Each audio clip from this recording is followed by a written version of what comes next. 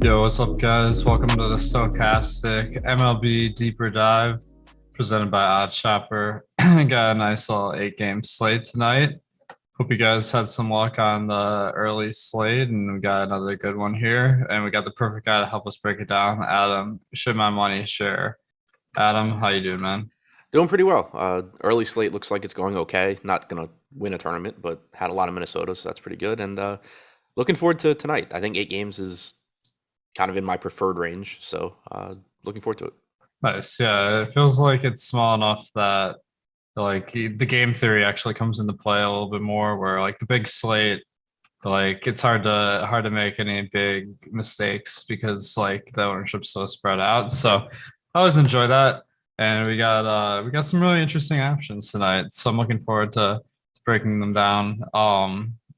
So let's get into the game by game here. But before we do, guys, if you could give us a like and subscribe, that'll help you keep up with all our shows. And we got content across all the different sports. Like the Scottish Open tonight, we got the live before lock coming up later to help you the labs for that.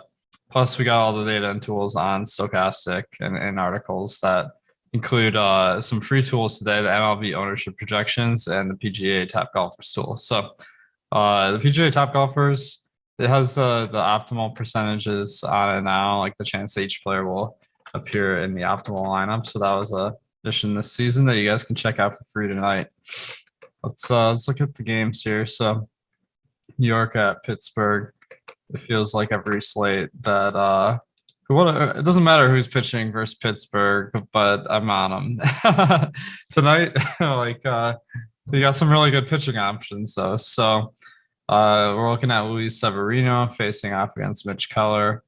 Only 3.8 team total for Pittsburgh, so Severino is projected to do well. Pretty humid in Pittsburgh though, so not ideal conditions. How are you prioritizing Luis Severino tonight? Yeah, so I think Severino looks good. I mean, just when you consider his overall talent level and the matchup in Pittsburgh against a weak Pirates offense, overall this year, a 28.9% strikeout percentage for Severino, 3.37 xFIP. He's relatively inexpensive at 9,100.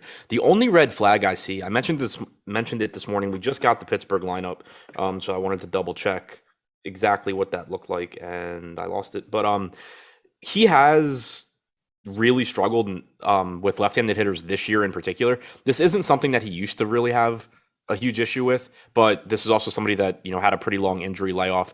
And he's only struck out 20.2% of lefties this year compared to 34.5% of righties. He's also allowed a 235 ISO, 217 expected ISO to those lefties.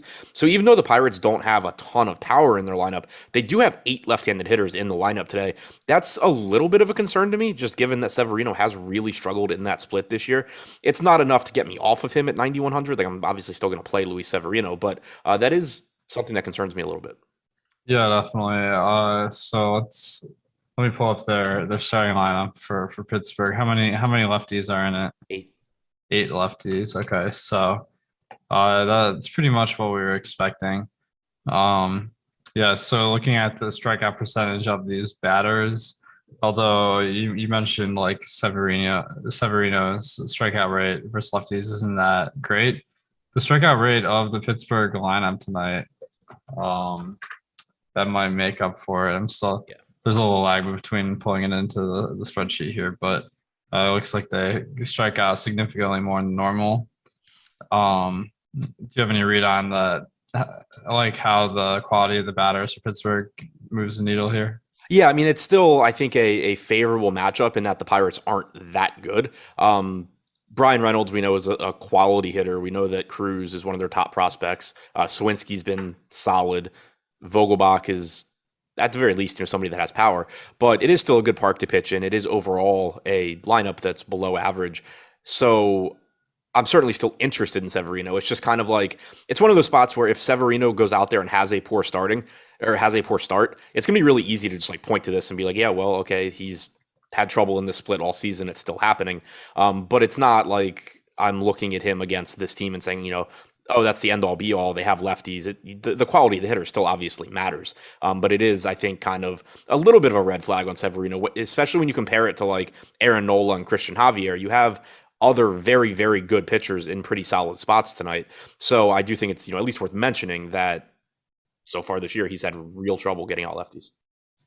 Yeah, that's a good call. I think He's a little bit less of a priority for me on tonight's slate compared to some of the other guys we'll get to for the same reasons. On the other side, Mitch Keller, a value pitcher today, but anytime someone's facing the Yankees, like it is a little bit hard to count on them to have a good performance. And Mitch Keller so far this year, just league average, not a great strikeout pitcher. Is he on your board tonight? No, I think it's pretty tough to get to him. He's not, like you say, he's not been able to get strikeouts. He has a sub 20% strikeout percentage this year. He's also facing the Yankees, which is one of the most difficult offenses that you can face. He's allowed only 0.77 home runs per nine, but if you look at his expected ISO versus his actual, it seems like he's due for some regression there. 4.36 xFIP, and also just a slate where not only do you have good pitching at the top, but we have a ridiculously good value option, I think, as well. So in Brian Bayo that we'll talk about later. So it's pretty tough for me to want to get to Keller here. Oh man, I was hoping to be the one to talk about Bayo first. He stole my thunder here, but we'll get to that. He's looking pretty good. Yeah, I think he's gonna be the value pitcher of the night for sure. Now let's look at the bats. So the top stack percentage of New York is significant at 11%. How are they? How are you prioritizing them tonight? Yeah, I think they look good across the board. One thing that was interesting this morning, and it's still holding true, is that the ownership on the Yankees is actually pretty spread out. Like, if you look at their aggregate ownership, it's at 13.6% on DraftKings right now, so slightly higher than their top stack percentage. But individually, I really don't have an issue with much of the ownership here. Aaron Judge leads the way at 16%. He's expensive at 6,100. Obviously, there's no shortage of outfielders. There never is, but he looks great. Joey Gallo at 2,600, pulling 14%. Matt Carpenter's reasonably priced, pulling 11%. Same goes for Gleyber Torres. And then everybody else is sub 10%. So I think that even though they are one of the more popular teams in the aggregate, there's nothing that concerns me too much about the ownership here. Agreed. Yeah, it looks like the Dodgers are taking a lot of the ownership today on the top stacks tool. They look pretty comparable with the stack score of LA being 10, stack score of New York being 9.7. So pretty much equivalent once you factor in the salaries. So I do think that New York is looking pretty appealing tonight. Pittsburgh being the home team, that's kind of a knock against them, and then the ownership is super, super low. So do you feel like you're going to take any shots on the Pirates stack? I kind of doubt that I get there just because you mentioned it with the Dodgers pulling so much ownership. It's going to make it so that I think I can get to a lot of offenses that I like at reasonable ownership. And so I probably don't get to the Pirates all that much. I will say, though, I don't mind, especially if you're playing 150 lineups. I do think I guess when you look at like or when you look at Washington, when you look at Kansas City, when you look at Pittsburgh, those, the three offenses going up against the three most popular pitchers. I like Pittsburgh more than Kansas City or Washington. So I do think if I get to one of those three, it would be Pittsburgh because you do have so many left-handed bats here, and several of them are pretty solid. But, if it's still not going to be a priority because they are one of the least likely offenses to succeed. Yeah, my general approach is kind of knock that bottom part of the teams off my stack list, maybe the bottom 25%, because they're just not likely enough to win. It's like when they like we have Pittsburgh as being a 2% chance of being the top stack, but like if it was winner takes all, it'd be different. But you got cash a good amount for your laps to have a good expected value. So that kind of leads me to going for a little bit of better teams. So let's move on to the next game. We got let's see. We got Washington at Philadelphia. Only a 7.5 over under in this one. Josiah Gray versus Aaron Nola.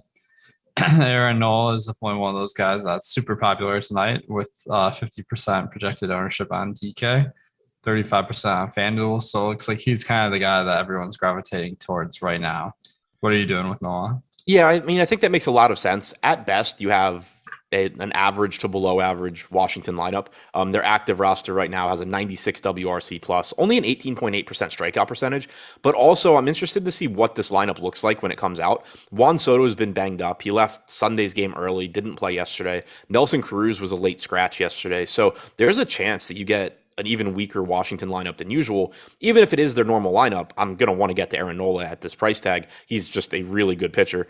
He struck out 29.1% of hitters this year, walking less than 4%, 2.88 xFIP. He's really good one way or the other. But if you happen to get a lineup that's missing one or both of Juan Soto and Nelson Cruz, this lineup gets even worse pretty quickly.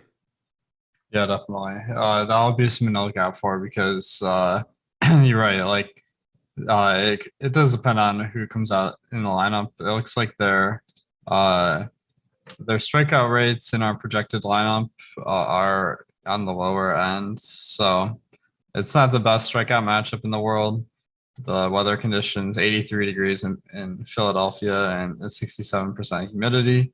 So we're really going off of like Aaron Nola's talent level, like, and the other factors aren't necessarily like working for him a ton. Do you feel like he's good enough to justify that 50% ownership? So one thing, we did get the Washington lineup. It just for some reason hadn't updated for me. We do have Soto in, no Nelson Cruz. So one of the two. Obviously, you'd prefer Soto be out as well. But the way I view Nola here, and you and I have talked about it previously, is that I think he's over-owned in the sense that his ownership projection is higher than his top two pitcher percentage, but you're only talking one spot in your lineup, and pitchers are more projectable than hitters. So typically, I'm just more willing to take the best projected pitchers and figure out how to be different elsewhere. I can stack contrarian teams, use half of my lineup on that, and that's going to make me different. It's a lot easier, I think, typically to make good lineups going that route than saying, like, oh, I'm not going to play the pitcher with a 33% chance of being the top two pitcher because he's getting even more ownership than that. If you are stacking popular offenses, then sure, you lose some Aaron Nola, you lose some Christian Javier. But typically for me, I'm going to prefer just getting to those good pitchers and then getting to lower owned stacks. Agreed. Yeah. I don't think Nola is a slam dunk today, but he is very well projected for the salary. And if you go a little bit value at bats, then he fits in really nicely. So definitely a solid play today. And the ownership of like high salary pitchers like this kind of reflects the value on the rest of the slate. So with the great SP2, with the Boston rookie going tonight, then it becomes really easy to fit that 10K in your lineup. So on the other side, Josiah Gray, he has a 25% strikeout rate this year. It does pretty solid, 4.3 xFIP, just league average in that regards. But Philadelphia's lineup today is looking pretty good as far as power. So a little bit of a risky matchup for Josiah Gray. Team total of Philadelphia is near 5. So are you willing to gamble on Gray today? So Gray was in both of my tournament plays videos because he is projected to go under-owned. He's projected for 7% ownership on DraftKings right now. He's got the best top 2 percentage of any pitcher projected for less than 10% ownership. So in that regard, I think he looks good. The issue that I think I'm going to have is that guys like Nola, Javier, and then, a step down, but also Fried and Severino, they're just such better pitchers than Gray, and they're close enough in price that I think I'm typically, when I'm able to get to that upper mid-range or to the top, I'm going to want to go to those guys. But then again, it's going to be Brian Bayo, I think, just kind of screwing things up for me, because I just think that even though Gray is projected to go under-owned, I'm going to be able to make lineups that are probably a lot better. Like if you make a lineup and it has Josiah Gray, if you drop him to Bayo, you probably are going to be able to get more upside with your bats. So I think that's going to be the issue that I have, is that I just expect my Bayo lineups to project better than the Gray lineups by enough that I don't care that much about the ownership at that one position. Agreed. Yeah. I think that the price difference is significant, but yeah, Gray, he is a good pitcher. And like if it weren't for the matchup being a little bit of a negative today, then I think he'd be worth taking some shots on. But right now with Bayo, we'll talk about him in a couple of games here, that he's definitely a lower priority than on average night. Guys, we have a special live before lock offer tonight with BetMGM. So you just bet $10 on any MLB money line tonight, and you win $200 free. So pretty awesome reward for just depositing $10. Click the link in the video description below to claim your $200 now if you aren't already a MGM member. All right, let's talk about the stacks here. So on the Washington side, they have your favorite player in the MLB, Luis Garcia, on the team. Is that enough to get you on any Washington stacks? No, it's not. Okay. Yeah, it's yeah, I'm good. And then on the Philadelphia side, looks like the ownership is pretty high, but I think the weather conditions are solid here. What's your general take on the Philadelphia stacks? I think the Phillies look pretty good. I'm interested. They are getting some ownership here, but Josiah Gray has really struggled with power this year. And the ownership, if you look at the aggregate ownership, it's skewed a little bit by Kyle Schwarber being at 20%. Nick Castellanos next highest at 12%. Hoskins is at 10, Hall's at 9. Hall looks like a really good value. This is a guy with a lot of power. He's $2,800. But even the Schwarber play, at 20%, as long as you've done something elsewhere in your lineup to be different, I don't mind getting to him because I do think he's one of the better overall hitter plays on the slate. Gray this season's allowed a 296 expected ISO, 276 actual ISO to left-handed hitters, 191 expected ISO to righties. He has good strikeout stuff, but the guy does not do a good job limiting power, and now he's pitching in Philadelphia. So I do like getting to these Phillies. Agreed. I think Derek Hall, yeah, severely underpriced at 2,800 batting cleanup tonight. So that's a awesome cash or tournament play, and the ownership doesn't look as high as you might expect on him. Very good projected power. And then Schwarber, I feel like we got to talk about that tweet that Neil sent last night, where he was asking if Schwarber at 5,300 and 18% ownership on 12-game slate was a blank play, and everyone was super split on whether it was anywhere from awesome play to a horrible play, and he ended up getting 2 home runs, so he crushed. But what do you feel like as far as Schwarber probably being really very high owned versus I think well projected, but definitely one of the more popular plays. Yeah, I thought he was fine yesterday. I think he's fine today. That's what I voted in Neil's poll, because it's just I thought it was more difficult to build full 5-man Philly stacks yesterday than it was to play Schwarber. Schwarber was one of the best outfield plays, and I still got to him. I think I had like 14% on DraftKings. He was like 18% owned. I thought it was just more difficult because like the Phillies across the board yesterday were pretty popular. So if you stacked that whole team, then you're talking about 18% Schwarber, and I think it was something like 15% Real Muto and 15% Hall / Hoskins. Then you're adding a lot of ownership together. But if you're stacking, I don't even remember who was on yesterday's slate or who I played stack wise, but if you have some stack where you have a bunch of 5% hitters, there's no reason I wouldn't want Kyle Schwarber in there because he's a phenomenal spot, good hitter's park, good matchup, great hitter. There was no reason I wouldn't want Kyle Schwarber. So it kind of just worked out for me where I got around the field. I thought his ownership was fine. All right. Yeah, I put fine as well. I mean, it's hard to have any like really strong takes about the MLB batter, like, to be honest, because like obviously like he's a great home run hitter, and 20% isn't like insane. It might be higher tonight because it's a smaller slate, but we'll see. I think you can make the argument, like if you didn't play Kyle Schwarber, did you get unlucky that the 20% on guy hit 2 home runs? Like, yes, absolutely. But that doesn't mean that like he was a bad play. Like you can make very, very good lineups that had Kyle Schwarber yesterday. Absolutely. All right. On the next game, we got Texas at Baltimore. Glenn Otto versus Spencer Watkins. So not exactly a premier pitching matchup. What are you expecting out of these guys? I'm expecting offense in this game. The weather right now, I think, looks like it's likely to cooperate, and I'm really hoping it does because these bats look good. Not only are both starting pitchers bad, Spencer Watkins is really, really bad. He's coming off of a good start, but I just can't imagine that becomes a trend. I just don't see anything in this guy that is appealing. And Glenn Otto has been really bad this year as well. He had shown some decent strikeout stuff in the past, but this year he's only at 17%, a 17% strikeout percentage. A 14% walk percentage for Otto is ridiculous. 1.2 home runs per nine, 5.3 xFIP. And then for Watkins, the number's really even worse. A 12.6% strikeout percentage, 5.53 xFIP.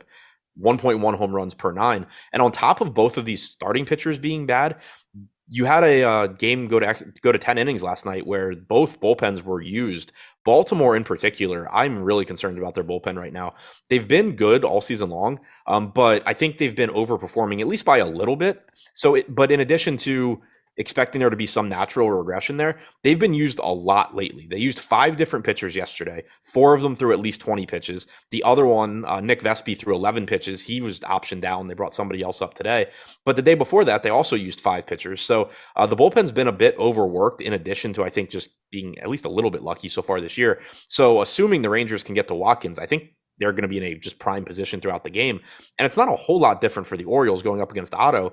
Texas, not quite as overworked recently as Baltimore, but they used 5 pitchers yesterday as well, and 5 the day before. They just didn't go quite as many pitches as the Orioles guys did. So this just strikes me as a game where if the offenses are able to get to the starters, which is pretty likely because both starters suck, I don't really know who's stopping the bleeding out of the bullpen for these teams.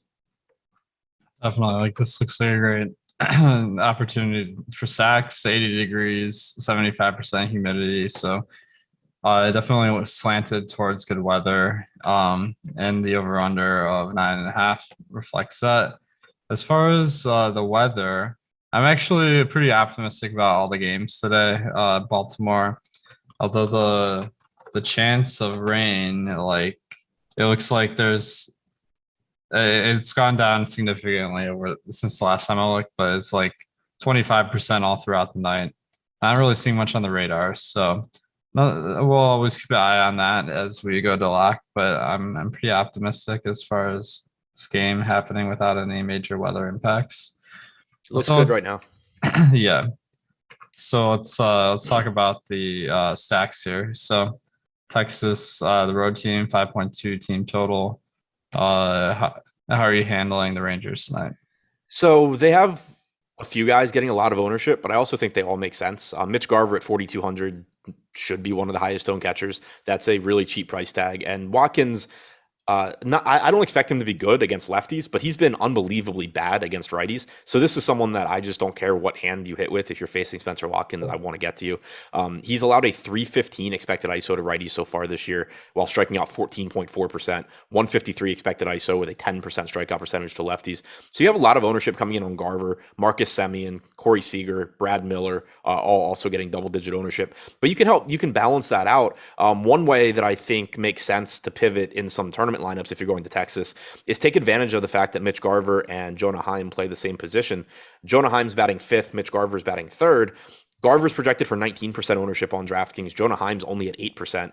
Heim is $300 less expensive. He has power as well. You also have a cheap Leody Taveras at 2K flat, 9%. Cole Calhoun's only pulling 6% ownership. So there are ways to be relatively contrarian within this lineup. It's kind of like the Yankees and the Phillies in that it's getting ownership, but it's not getting any crazy amounts anywhere that I'm really concerned about. And then on the other side, we got the Baltimore lineup, and Hayes is back. Mountcastle is not. So still a little bit of a watered down lineup, but I do still like getting to them for all the reasons I said about Glenn Otto being terrible.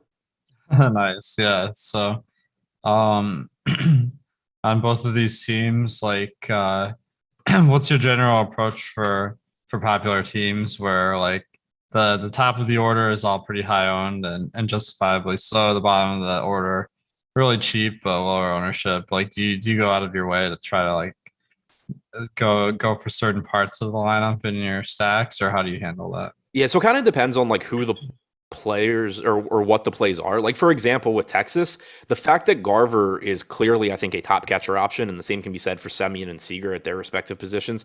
I'm going to be okay, probably just ending up around the field on those guys. And then, but within individual lineups, you can balance it out where, like I said, you could play Heim over Garver in a lineup, and that's just going to make the lineup contrarian by itself. You can mix in Cole Calhoun at 6% and, Nate Lowe at 8% or 9%.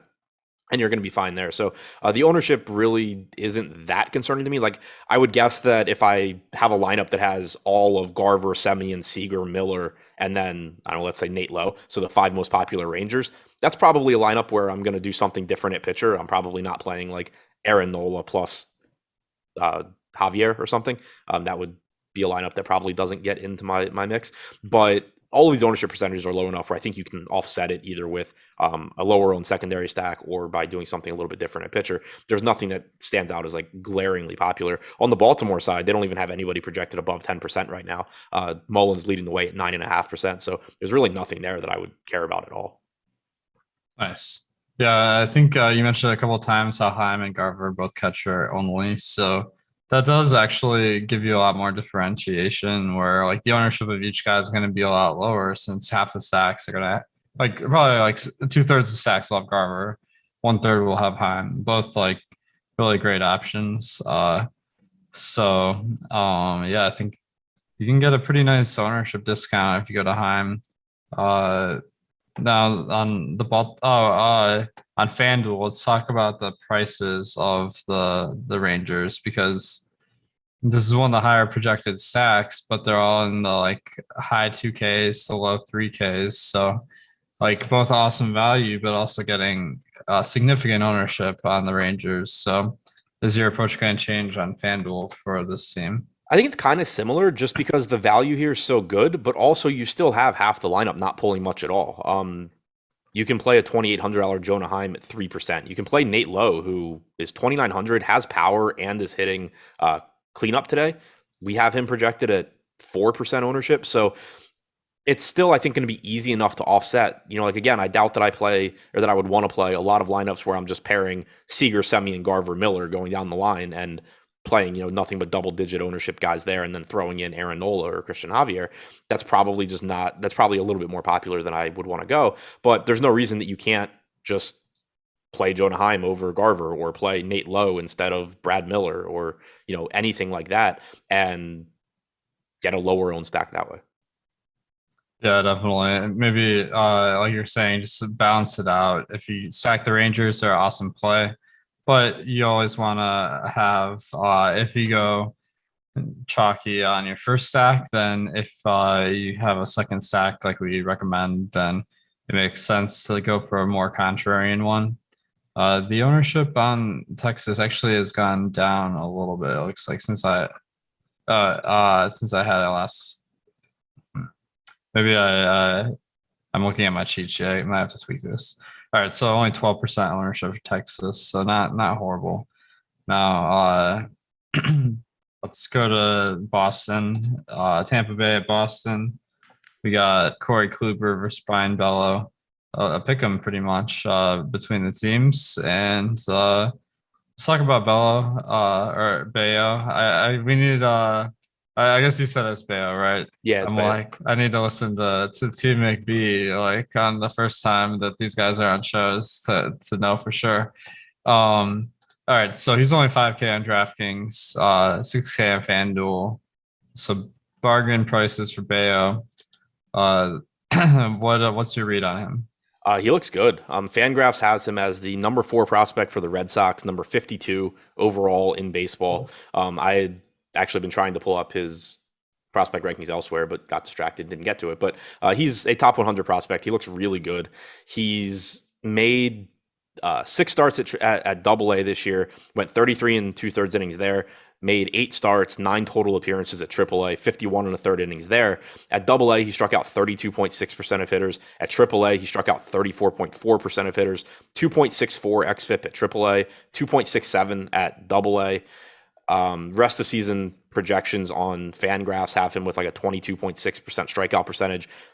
Wouldn't be surprised if that actually ends up even being a little bit higher based on what we've seen in the minors and the fact that he did just turn 23 years old as well. So he's young for his level for the most part. So everything looks really good there. He's fully stretched out. If you go and look at his recent games, he went 5 1/3 last game, 5 2/3 the game before that, 7, 5, 6, 5 1/3. He's gone at least 5 innings in every start this season. So fully stretched out, really good strikeout stuff. decent matchup against Tampa Bay. Nothing that I'm overly concerned about there. The only, I guess, concern I would make is that, it's the guy's first start in the major leagues. Who knows what nerves are going to be like? Who knows how it's going to go? But any level of risk that I could mention is just completely offset by the fact that this guy is $5,000. Agreed. Yeah, I think that he's a killer play today. I agree. I think that 22% strikeout rate they have and some projections is way too low based on his 32% at double A and 34% at triple A. I'm thinking high 20s for him. And then like the pitch count, like I feel like a lot of times you see like these younger guys come up and like you see them like throwing 4 innings on some starts in the minors. Like as you said, he's in five plus in every start. He also pitched 101 pitches in his second to last appearance.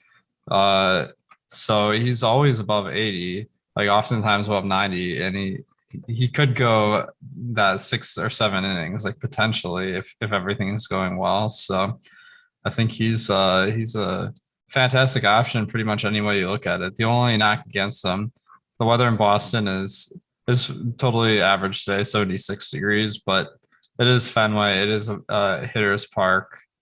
I honestly I think the lineup Tampa's running out isn't great though. So I'm pretty bullish on Bayo, and I'm just hoping that people who are entering these contests just don't know who this guy is. They're like a 5K pitcher who hasn't pitched yet. He probably sucks and not really digging into it.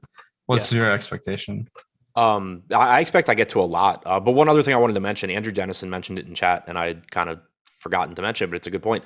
The biggest issue, if you look at Bayo's minor league numbers, is that the walk rate's a little higher than you would like. But he does have an excellent, he had a 62.5% ground ball percentage at double A, 63.5% at triple A. Getting that type of getting ground balls at that rate and striking guys out at the rate he does is really unusual. So that's really good to see. And then also Tampa Bay's active roster is in the bottom 10 in walk percentage this year too. So if you were gonna, obviously again, it's the guy's first major league start. That's always a little bit of a concern. And then also when guys struggle with walks at double A and triple A, that's typically not something that's going to get better in the majors. But that's just to me all alleviated by the fact that he's essentially free. And if you were going to put him up against an offense, an aggressive one like Tampa Bay is not the worst spot to be in. Nice. So yeah, I wouldn't be surprised if I have him in a significant amount of lineups tonight. And definitely in single entry, I'd go with Bayo, unless I just end up with some really cheap stacks, which I'm not expecting to be the case tonight. Let's go to the other side. Corey Kluber. He's been okay this year. 4 xFIP, 21% K rate, but then you're just really looking for the matchup for some reason to get to him. I'm not really seeing any reason. What about you? Yeah, I don't really see much reason to get there either. It's kind of twofold. One, the matchup against Boston's difficult. You're also getting him outside of Tropicana Field. But then two, it goes back to sort of what I was saying about Josiah Gray. There would certainly be some slates where I'm saying, okay, if Corey Kluber is going to be 1% owned, that's a guy that I can use to be different in the mid-range because he is projected to be under-owned. He's just also not particularly likely to be a top 2 pitcher. But on top of that, it's just I have such a hard time thinking that I'm not going to be able to make lineups that look drastically better by going down to Bayo or by going up to 2 better pitchers that aren't that much more expensive and just finding ownership discounts with my bats. So I think it's going to be pretty tough for me to want to get to Kluber here. Agreed. Now, as far as stacks, it looks like both team totals are close to 5, so pretty solid tonight. And is there one of the 2 teams that maybe you're preferring? I prefer the Boston side. A couple of reasons. One, the Tampa Bay side's getting more ownership. 2, I expect to have a ton of Bayo, and obviously the more Bayo I have, the more difficult it is for me to get to Tampa Bay. But it's a situation, and someone had just mentioned in chat, can you go to the Tampa Bay side to offset the Bayo ownership? You can, but the thing for me is that I think Bayo should be more popular than Tampa Bay, and I don't really like the ownership coming into the Rays. It would be different if you were talking about 40% ownership coming to Bayo and like 2% going to Tampa or something, because they do offer some value, and this is at least a somewhat volatile spot against the guy making his major league debut. But given that there's ownership coming to both sides, I think I'm just going to get better lineups by going to Bayo. And then I do like getting to the Red Sox. They're not getting much ownership. If you look at them individually, on On DraftKings, the highest owned hitter is Christian Arroyo at 8.5%. After that, everybody's 6% or below. Corey Kluber does get a negative park shift getting out of Tampa Bay. He also has allowed a 185 real ISO and a 234 expected ISO to righties this year, while striking out just shy of 20%. Seems like a pretty scary spot to be going up against JD Martinez, Xander Bogaerts, Trevor Story, not to mention Jarren Duran and Verdugo being solid options as well. Definitely. Yeah, I think Boston's looking like a pretty intriguing stack, relatively average ownership. So if yeah, Kluber definitely hasn't been that great this year. So I think that's solid. Now on the Tampa Bay side, I did notice Josh Lowe is leading off, and he's only 2K on DraftKings, 2.1K on FanDuel, only $7 on Yahoo. So Josh Lowe, a killer value tonight, leading off. Like, you don't get a leadoff hitter at 2K very much. Is like, how are you gonna make any adjustments because of that? I think he's a good value. The issue that I think I have is I mentioned it to you before the show that I think this price on Bayo just kind of ruined a lot of the slate. Why do I need a 2K outfielder if I can play a 5K Brian Bayo and then roster like really good hitters in the outfield? It's not like, it would be different if you're talking about like a catcher or a weaker position, but punting outfield is typically I don't want to make it sound like it's a bad move here. I mean, Josh Lowe is a decent prospect. He has power, he has speed. Hasn't shown it so far this year. He's been absolutely atrocious with a 44 WRC plus in the majors, but projects for like Zips has him at a 152 ISO, Steamers at 165, about league average as a hitter, and has some stolen base upside. So he's cheaper than he should be. He's leading off, all of that's good. It's just, I think I'm going to end up liking my lineups better, where if I need value, I go to Bayo, and then I'm getting outfielders like Kyle Schwarber, Mookie Betts. They're also popular, but they're just such better hitters than Josh Lowe. Definitely. Yeah, I think that's fair. He's been super cold this year so far, and his BABIP isn't even that low at 27%. So it hasn't just been bad luck; it's been bad play as well. So, but the price is very good. I wouldn't even mind, like, if you need a 2K outfielder, picking him and Bayo and potentially, but that's that's a very rare exception to the rule, I guess. So I don't normally recommend that. Yeah, I mean, that's a situation where, like, I think it's fine because, like, they're both so cheap. You could get, if Josh Lowe hits a home run, it really doesn't even like impact the chances of Bayo being a good player or not, as long as it's a solo shot. But like, I'm still just gonna find enough other bats, I think. Kobe had a good question in chat. I gave him what I thought my answer was. Do you think Bayo ends up being higher owned and higher stakes than lower stakes? Absolutely, yeah. I think that he's probably gonna have ownership that's relatively low compared to his chance of being a good pitcher tonight in the low stakes, just because there's really no information on the app that would influence you to get to Bayo. Like, he's the lowest price pitcher, like, and usually those guys are just like unrosterable. So this is a very rare exception, and I just don't know if like your typical guy entering on their app is gonna get to him. Although I haven't been watching ESPN or anything. Like, I'm assuming they're not hyping this guy up if it's like the 47th ranked prospect or something. I assume they're talking about Kevin Durant, not baseball. Fair enough. Yeah, that's usually a fair assumption. All right, let's move on to St. Louis at Atlanta. 8.5 over under in this one. Miles Michaelis versus Max Fried. So both have been having pretty solid years. Max Fried has been quite good. Only a 2.8 xFIP, 24% K rate. Has the better matchup versus St. Louis. So but it's a very strong pitching slate. So I'm not seeing Max Fried being a huge priority, given he's as expensive as anyone. What are you seeing? Yeah, I see the same thing. I think that when you look at those four guys at the top that are like clearly the best four pitchers on the slate in terms of talent, Nola, Javier, Fried, and Severino, Fried is getting less ownership probably than he deserves relative to those guys. But It's also just, like you said, he's more expensive than everybody except for Aaron Nola on DraftKings. Also has a brutal matchup against the Cardinals. Really tough to strike out. A lot of right-handed bats, which Fried is still very good against righties, but he does see a drop in his strikeout percentage against them at only 23%. But then when you're, comparing him to Javier against Kansas City, Nola against the Nats, which is, a below average offense, even though they don't K a ton, and Severino against Pittsburgh, it kind of just makes that gap even bigger. So you could certainly look to him as a pitcher that is going under-owned, but I think I'm more likely to kind of have trouble getting there and be looking for under-owned hitters and going with just a lot more. I expect this overall. I expect this to be a slate where, like, if you go back and look at my lineups the next day, typically you're going to see on some slates I'm like really concentrated at pitcher and spread out a lot more on offenses, and other slates I'm really concentrated on offenses and spread out more on pitcher. This is a slate that strikes me as one where I'm very concentrated on pitching because there's like just several guys that look head and shoulders above everybody else. And then I'm able to really spread out on some of the lower owned offenses. Definitely. Yeah. I think getting contrarian at offense makes a lot more sense than pitcher today as well. All right. Michaelis on the other side. He has a strikeout rate of only 20%, but has been solid, and he has a very long leash if he's doing well, from what I've observed. But the price is super high going against the reigning champs, and the weather tonight at 90 degrees. That's a huge knock against Michaelis and Fried. So he's only coming in at 1%. Michaelis, do you feel like you're gonna have any of Michaelis? I mean, in 150 lineups, maybe a little bit, but it kind of like it feels like a broken record at this point. Like if you take Brian Bayo off this slate or you make him $8,500, yeah, I would be able to make a case for Michaelis just in that he's a good real life pitcher. Maybe you get kind of lucky on strikeouts and he has a good start.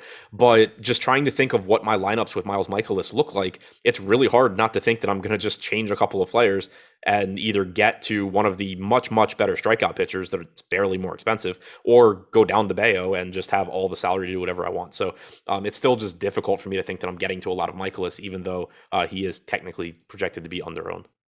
Agreed.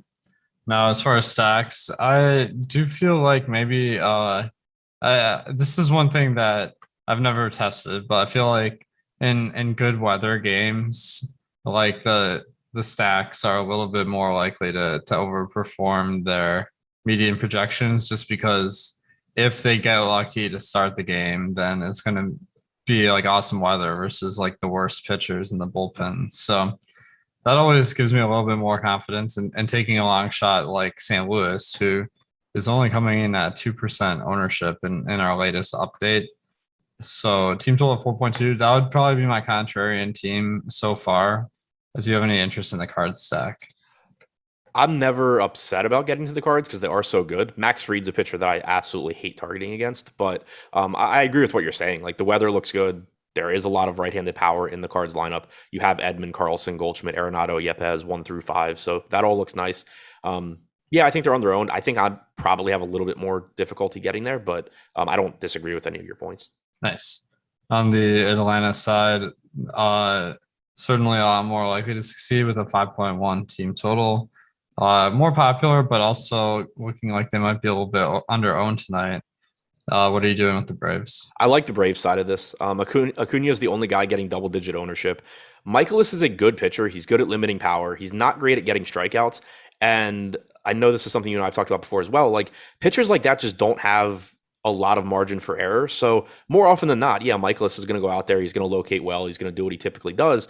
But that's not really a reason not to play the Braves, because most major league pitchers are going to have success more often than not because hitting is really, really hard.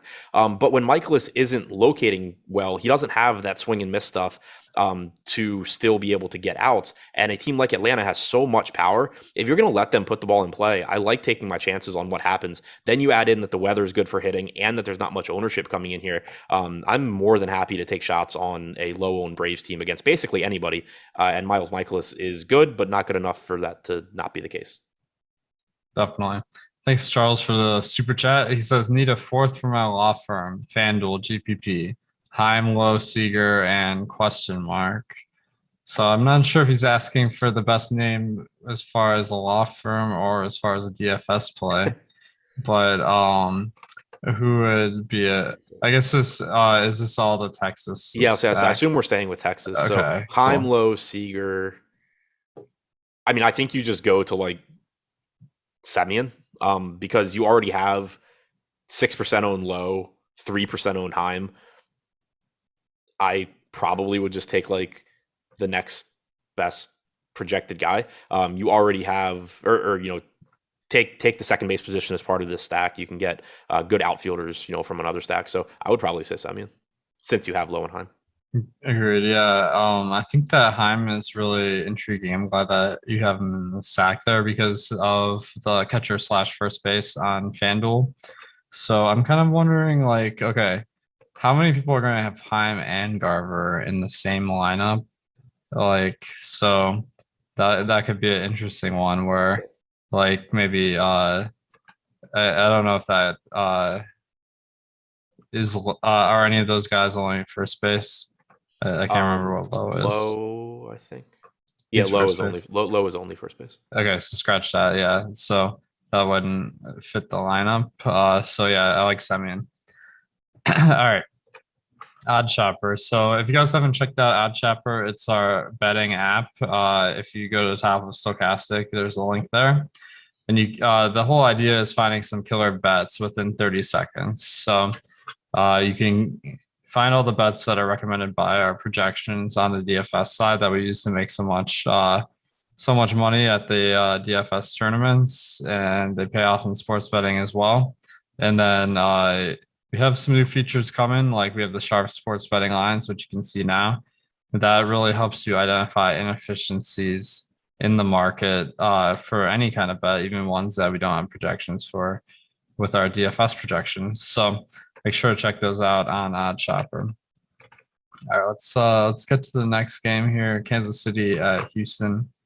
So 7.5 over under tonight, very low. And it's Brad Keller versus Christian Javier.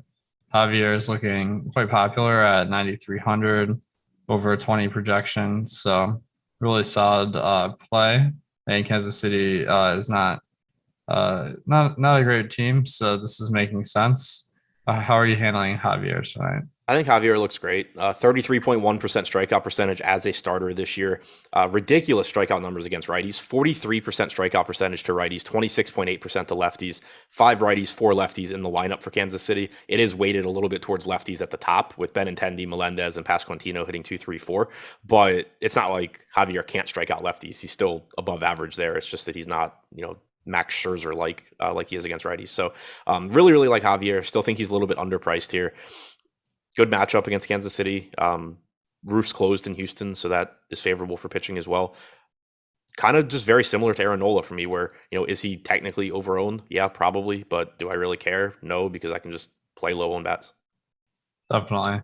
This is making me kind of like realize that maybe Brian Bayo, like, okay, so you got Nola and Javier. Those are both killer pitchers. I guess going double expensive pitcher is not usually the best strategy. So, but those are 2 great plays. So on tonight's slate, I don't hate it. But how would you feel about Javier and Nola in the same lineup?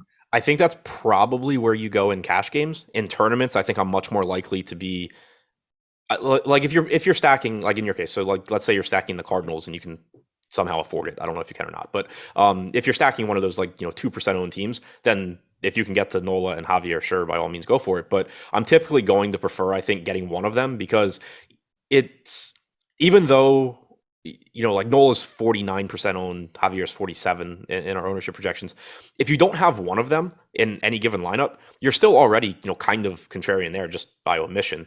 Even if you're going to like a 20% owned Bayo. So, and then on top of that, even if you are going to a relatively inexpensive stack, if you're going Bayo instead of Javier or Bayo instead of Nola, you're just going to get such good one-offs or secondary stacks as opposed to, going to a team like Tampa Bay just because they're cheap or something like that. So I think in tournaments, I prefer getting to just more Bayo and across my lineups, probably still having a lot of both Nola and Javier, but not so much together. In cash games, I think you're probably just going to get those 2 together. Agreed. Yeah, I think that one of the things that you need to think about when you're picking pitchers for GPP is like having that extra salary left over allows you to get more contrarian with your bats without picking either really high owned value plays or like really bad like long shots. So like you're able to get to some of those guys that are a little bit higher priced that aren't like killer values using that money, and those guys usually have a great chance of winning you the slate. So I think that going in Bayo plus Javier or Bayo plus Nola both make a lot of sense. Keller is not someone on my list. 260 underdog. How about you? No, pretty far away from even remotely close to my list. So as far as Kansas City, I noticed they got that rookie Vinny Pascatino batting cleanup. He's only 2,400. Like if you don't have Javier, how do you feel about that guy? It looks like he's projected at pretty good power numbers. Yeah, he's supposed to be good. His hit tool is fantastic. The scouting reports I read when he got called up said that he probably would end up having like average power, but he's hit really well, in the minors this year. 111 WRC plus so far in the majors. Tough to strike out. Walks a lot. He at the very least projects as a very good hitter. Whether or not the power ends up being great or just sort of average, I think remains to be seen. Either way, I do think he's a net negative for any pitcher facing Kansas City because it throws another low K guy into the middle of that order. From a tournament standpoint, if you don't have Javier and you land on Pascuantino as a value, I think that's fine. Like there's certainly upside there. He's a really good hitter. It's not anything I'm going out of my way to get to though. Nice. Thanks, Kyle, for the super chat. He says this is a question for both of you. How does your intuition play into your lineup building? Do you value your intuition more than the analytics? I think this varies based on the sport for me. Like, and of course, in like a single entry, like or high dollar, I'm spending a lot more time on each individual lineup. But in baseball, it's like the betting lines are like from the game level are very efficient. So if a team total is like 6, it's likely that like Vegas is somewhere within the right area. So it's harder to like use your intuition for bats than maybe pitchers. Or pitchers, I feel a little bit more confident maybe going against like I mean, obviously we make our own projections, but like compared to other projections, I'm like, okay, if we have a pitcher that's looking a lot higher or lower, I'm more confident in that. How do you feel about intuition versus analytics in MLB? Yeah, I mean, as far as making my lineups, it's purely numbers. Like we've kind of joked on shows before. Typically, I don't really know what I even played in MLB until after lock. I go back and look. And part of that's by design because I don't want to like look at what I'm playing and say like, oh, I don't like that. If I'm playing it, it's for a reason. I built a process that I feel good about. I think if intuition comes in, it's more so on the projection side. Like, for example, if everybody has a pitcher projected low, but I'm looking and I'm like, I don't think he's on a pitch count like everybody else does, for example. Like, I'll bump him up. And I guess technically that's intuition because it's not like anybody told me he's not on a pitch count. But outside of stuff like that, I'm not looking at anything and saying like, oh man, like the numbers don't look good here, but I just really have a good feeling about the Cardinals against the Braves or whatever. Like, I'm just doing whatever the numbers do. Agreed. Yeah, I think like there's some sports that have more room for subjectivity than others, and MLB is probably one of the lesser subjective. I'd say pitching could be an exception, but for like NBA, it's like you're trying to piece together the minutes and the matchup and all that, so it gives you a lot more wiggle room. Yeah, like NBA, you can kind of debate over minutes or does this guy get increased usage in this matchup, or NFL. Does this receiver get increased opportunities here? All of that. But like baseball, your opportunities are going to be the same. And so it's just a lot more difficult to have any of that. Good. But I find like baseball is a lot of fun, like because it's like you can kind of like take shots at a bunch of different like stacks and like in NBA, it's like if you're like using your intuition and you have like 100, like you can get like 100% of a guy. Like, and then like you're nice riding on that one player, but in baseball, it's not usually like how it works out if you're building more than a few entries. So, all right, we got 6 minutes for 2.5 teams or 4.5 teams.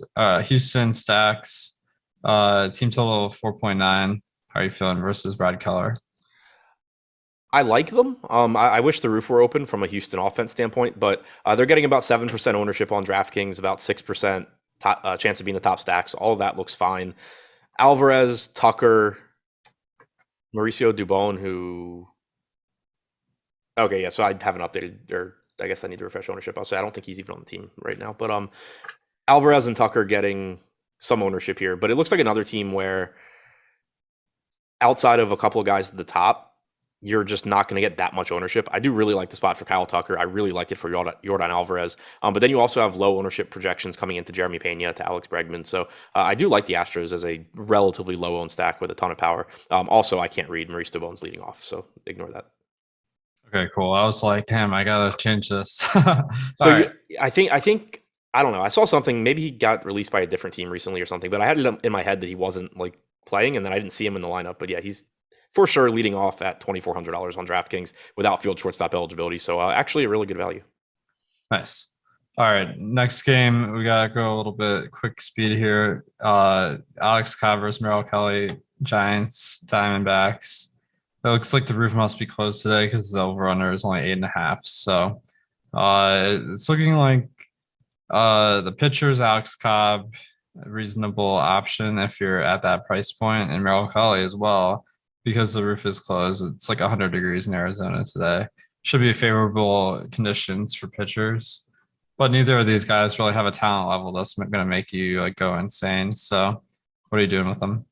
So my concern with Cobb is that he came back from injury recently. He threw 80 pitches 2 starts ago. I thought logically that meant that he'd throw more than 80 pitches last start. They pulled him after 5 innings at 67 pitches. So I think there's legitimate concerns on how deep Alex Cobb goes into the game. That being said, he is relatively inexpensive. He does have a 25.5% strikeout percentage this year. So if you want to take some shots on him, I do think he's actually a decent tournament pitcher.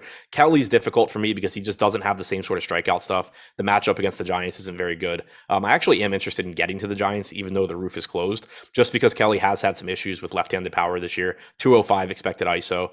We don't have the Giants lineup yet, as far as I know, but I'm expecting that you're going to have Wade, Peterson, Belt, Yastrzemski all from the left side against him. Definitely. Yeah. I think the Giants look like they could be like pretty sneaky tonight. I'm seeing very low projected ownerships, and the team total of 4.8 is pretty high. So like that could be the team that everyone's sleeping on. On FanDuel, it's a little bit higher on wait. I need to look at that again. Pretty low on across all the slates. So I like the Giants call. All right, last game. We got Urania versus Mitch White in LA.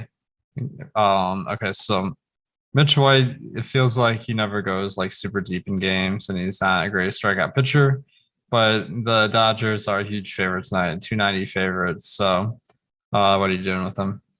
It's a good matchup. He's reasonably priced. I think that I could make a better case for him than for, say, like Corey Kluber, but he's getting like 8% ownership. I think that seems about right. I don't expect him to be a priority, but he is at least playable. Nice. And then the Rockies stack, pretty high priced for the projections. So I'd say that's a no for me. The Dodgers stack, super popular, super high projected, and prices aren't crazy. So they're the most popular stack of the night. Especially yeah, pretty much across the board here, like all double-digit projected ownerships. It's hard to argue against Dodgers versus Urania, but what are you thinking from a game theory standpoint? I mean, they're super popular. I think it's gonna be tough for me to get a lot of 5-man stacks just because like I can't even really picture what I would be doing with the rest of that lineup to make it contrarian enough that I really want to play it. But if you have those low owned teams, if maybe you do happen to have like Mitch White at 8% ownership and like I don't know if the Cardinals or the Astros or something. I don't know how it works out salary wise, but like then you can go. I'm fine going to guys like the Dodgers. It's not that you just want to like blanket avoid a $4,200 Max Muncy or a $4,500 Mookie Betts or guys like that. They're clearly top plays on the slate, but they are just insanely popular. And when you start adding them together, it's going to make your team look really, really chalky. So typically for me, I just end up with them more so as one-offs and 2 or 3 man stacks than I do full 5 mans. Good stuff. All right, guys, we got a full hour show after this with Eric and Greg on Live Before Lock. So make sure to stay tuned. Good luck tonight. I hope we get some big takedowns. If you do get a takedown, let us know at Stokastic Hall of Fame. Good luck and stay tuned. What's going on, everybody? Eric Lindquist for Stokastic over here at the Odd Shopper channel, talking you through my 3 favorite plays for prize picks today. First thing, hit that like button, subscribe button, and notification bell so you can get all of the content we have going here at Odd Shopper every single day. And we have tons of it. I've got an MLB breakdown. We've got Ben's best bets. We've got Greg Ehrenberg's MLB bets. I'm telling you, it is a great time to be over here in the channel. It's also a great time to be playing over at Prize Picks. Use promo code AWESEMO. Yes, still promo code AWESEMO there in the top right portion of your screen to get $100 first match deposit bonus. That is free money putting into your account instantly before you even have a play. And then, hey, put that $100 to work today. Yesterday was awesome. We went 3 for 3. I ended up going 4 for 4 on my main pick. So it was fantastic. I played another one in addition to the 3 picks that I put out, but we're actually going to be kind of following that same template that we had yesterday with our plays today.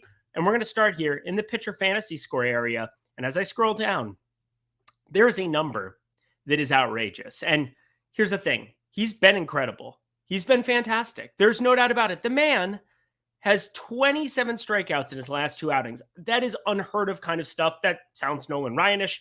I know Ohtani had 24 his last 2 outings, but this is somehow even better. It's Christian Javier, but guys, 41 and a half. Let's get out of here with this. 41 and a half is a phenomenal number. I mean, that's just too big of a number. We're going to be shorting this, so I'm taking the under on Christian Javier, and I get it. The guy is more than serviceable. It's a Kansas City lineup that I don't think anybody is really all that afraid of, but there aren't as many strikeouts as you would think in today's version of it. Michael A. Taylor, most strikeouts on the team in today's lineup, 23.2%.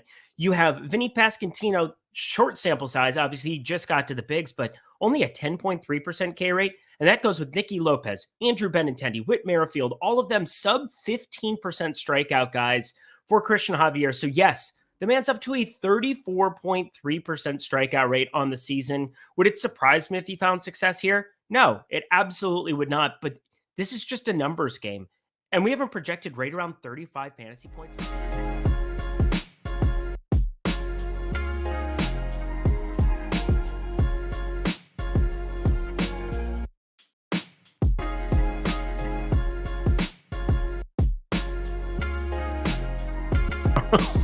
I was just curious. I was like, oh, that's interesting baseball line you're making, Eric. Yeah. Tucker Carlson. Just reading a lineup. Promise you, everybody. Just reading a lineup. Welcome, everybody, to MLB Live Before Lock, presented by Odd Shopper. I'm Eric Lindquist. Let's talk through this slate. Yay! Nothing like hitting the like button as I get in the door here, just so Greg and I can look good. And that's kind of the theme of this show, is Greg and I want to look good. That's why I'm wearing makeup again. That's what it comes down to. And you know, I want to look good. I want you guys to check out Odd Shopper. I want you guys to sign up at Stokastic. I want you to do all the things. But first, I'd like you to all give my friend Greg Ehrenberg at Ehrenberg DFS on Twitter a nice warm welcome. How you doing, my dude? You know, it's funny, and I promise this is true. I had totally forgot about the makeup thing. It was not on my mind at all. It was not something that occurred to me. I did not think about it all day today. And then you brought it up, and I remembered, all right, Eric wears makeup on shows now. But yeah, if you hadn't brought that up, I legitimately it never would have crossed my mind once the entire day. Not trolling you, wouldn't have thought about it, and now it's all I'll think about the entire show. You're welcome, baby. Eric, it's that important to Eric to look good for you guys that he shows up to the show wearing makeup now. No, I got mauled by a bear, for everybody who was wondering. No, you didn't. That's not true. I did not get mauled by a bear. I beat down a guy in the name of love. No, I did not do that either. Oh, okay. Never mind. I thought you were going somewhere else. I said beat down a guy. All right, whatever. Whatever you do when you wear your makeup, who cares? Who cares? We're ready to rock. I think I look pretty. Oh, so pretty. No, you don't like West Side Story. Are you a musical guy, Greg? I doubt you're a musical guy. No, I'm not a musical guy. I'm not a musical guy. I'm not a makeup guy. I'm a DFS guy. I went outside for 8 minutes to get a frozen pizza from the shop, right? I'm not a man of culture. big, strong Greg coming into the show about to do amazing work. He is man. He is definition of man. I pick up big objects I put down. By the way, the concept of weightlifting is very silly when you think, like, obviously it's to get in shape, but it's just you lift weights so that you could lift more weights at a future date. It's a silly concept. Loco, Eric wears makeup on shows. I have the last 2 days. I've never worn it other than those 2 days ever. I wore glasses in order to block a scar. I hope that can kind of clue you in on what's going on. Jake Ari, it's tough being pretty like Eric. Jake, speak for yourself, dude. The most handsome man at Stokastic. Yeah, I don't really know where to go. That isn't going to sound weird after this. Let's continue on, shall we? See you on Thursday for our lovely meetings. That'll be an awkward one now. But hey, Greg, we have baseball to talk about. Baseball, not musicals, not weird Russian accents. Even though I know Tyler Zander behind the virtual glass could probably pull one out of his hat right now on the fly. Tyler, here's your moment. Conrad. There it is. I knew it could happen instantly. That's the kind of great production value you get here at Stokastic. That's it. But Greg, before we dive in, I just have to ask you, how are you feeling about tonight's slate? Yeah, so we're about to start talking about pitcher, and this is a really, really difficult slate to differentiate on because by and large part, I think the field kind of has identified the top plays here. We've got the guys who I think are good pitchers, they're popular. The offenses I think are in good spots, they're popular. So it's really hard for me to find a contrarian spot where I'm like, oh, this is a good spot for a team that isn't picking up much ownership. And usually there are a couple of those spots where it's like, oh, this team is being overlooked. This team's being overlooked. This pitcher, he's a little bit questionable, but there's upside. This is a tough one. So I'm going to be curious to get some of your takes and really walk through this because I think this is one of the more difficult slates we've had in a little while. Well, in case you didn't know now, I know that you know because you're a lovely human being and you retweeted it out like a fantastic friend that you are. But I'm covering the baseball slates every day. As soon as this slate starts, I'm going to work for you, breaking down the next day's slates from a betting angle over on the Odd Shopper channel. Check that out. It is Lindy's leans, likes, and locks day in, day out. Here the rest of MLB season. So God help me. That's what we're going to do, though. I'm very much looking forward to it. It's been a blast the last 2 days. Gotten to work with Chris, Karen, one of the guys here at Osmo, does amazing work for our production side with Jordan Klein, night in, night out here on the West Coast. We're going to be burning the midnight oil, breaking things down. So I have a clearer picture of this slate than I feel like, not that I wasn't working hard before, but I mean, I feel like I've looked at this slate for 24 hours straight. And I see no way on planet Earth that pitching, you're not jamming just 3 guys. And I don't know if it's ever been more clear cut for me on a specific slate. And normally I'm looking at getting to shares of Severino on some slates. I'm looking to get to some Max Fried. I'm looking to get a little different. I have 3 pitchers in my pool for 20 max. I'm getting a little bit different as I move out into 150 max and having some shares of Josiah Gray show up, some shares of Alex Cobb, who might be the unluckiest pitcher since Eduardo Rodriguez, wherever he is. Hope he's doing well. But I feel pretty confident in saying those 3 pitchers that we have on the top end in Nola, Javier, and then Brian Bello are the guys that I want to get to absolute tons of. Do you kind of feel the same way before we talk about them? Wait, so which of the top guys did you leave off there? Because I Severino. No, I really like Severino. I don't. Okay, so yeah, I think Severino belongs in that mix too. But and Bello is popular. It's not like he's crazy chalk. We have him projected for 24.8% ownership over on DK. FanDuel, I think he's a very, very good play on FanDuel, project for only 3.9% ownership. So that's something that kind of makes me like the FanDuel slate a little bit more than the DK slate, because I get Brian Bello at only 4% ownership on FanDuel. That seems crazy to me when he's 6,000. But I'm going to be curious to hear why you don't like Severino when we're talking through this. Okay, well, let's start with the guys that I do like and the guys that I think you'll agree. But let's do an either or. Let's say that you want to play just one of Nola or Javier to go along with some of the cheapies, specifically Bello for me and for a lot of people, I would hope. Which one do you prefer between the two for DraftKings and FanDuel purposes? Between Nola and Javier. So for me, it's going to be Christian Javier. He's been really, really good this year. And then moreover, he's just cheaper. So I think it's really hard to differentiate between the two. So with all else being equal, we've got Christian Javier is cheaper than Nola on both FanDuel and DraftKings, and he's slightly less popular. So I'm going to lean with him for that reason. The recent results we've seen out of Javier have been really, really strong, starting with that game where nearly no hit the Yankees. And his stuff has just been really strong as like the Astros are letting him go crazy deep into games. They're letting this guy throw massive amounts of pitches, and he doesn't really give them a good reason to take him off the mound. 2.58 ERA for the year, 2.47 expected ERA. His strikeout rate, 34.3% at career high.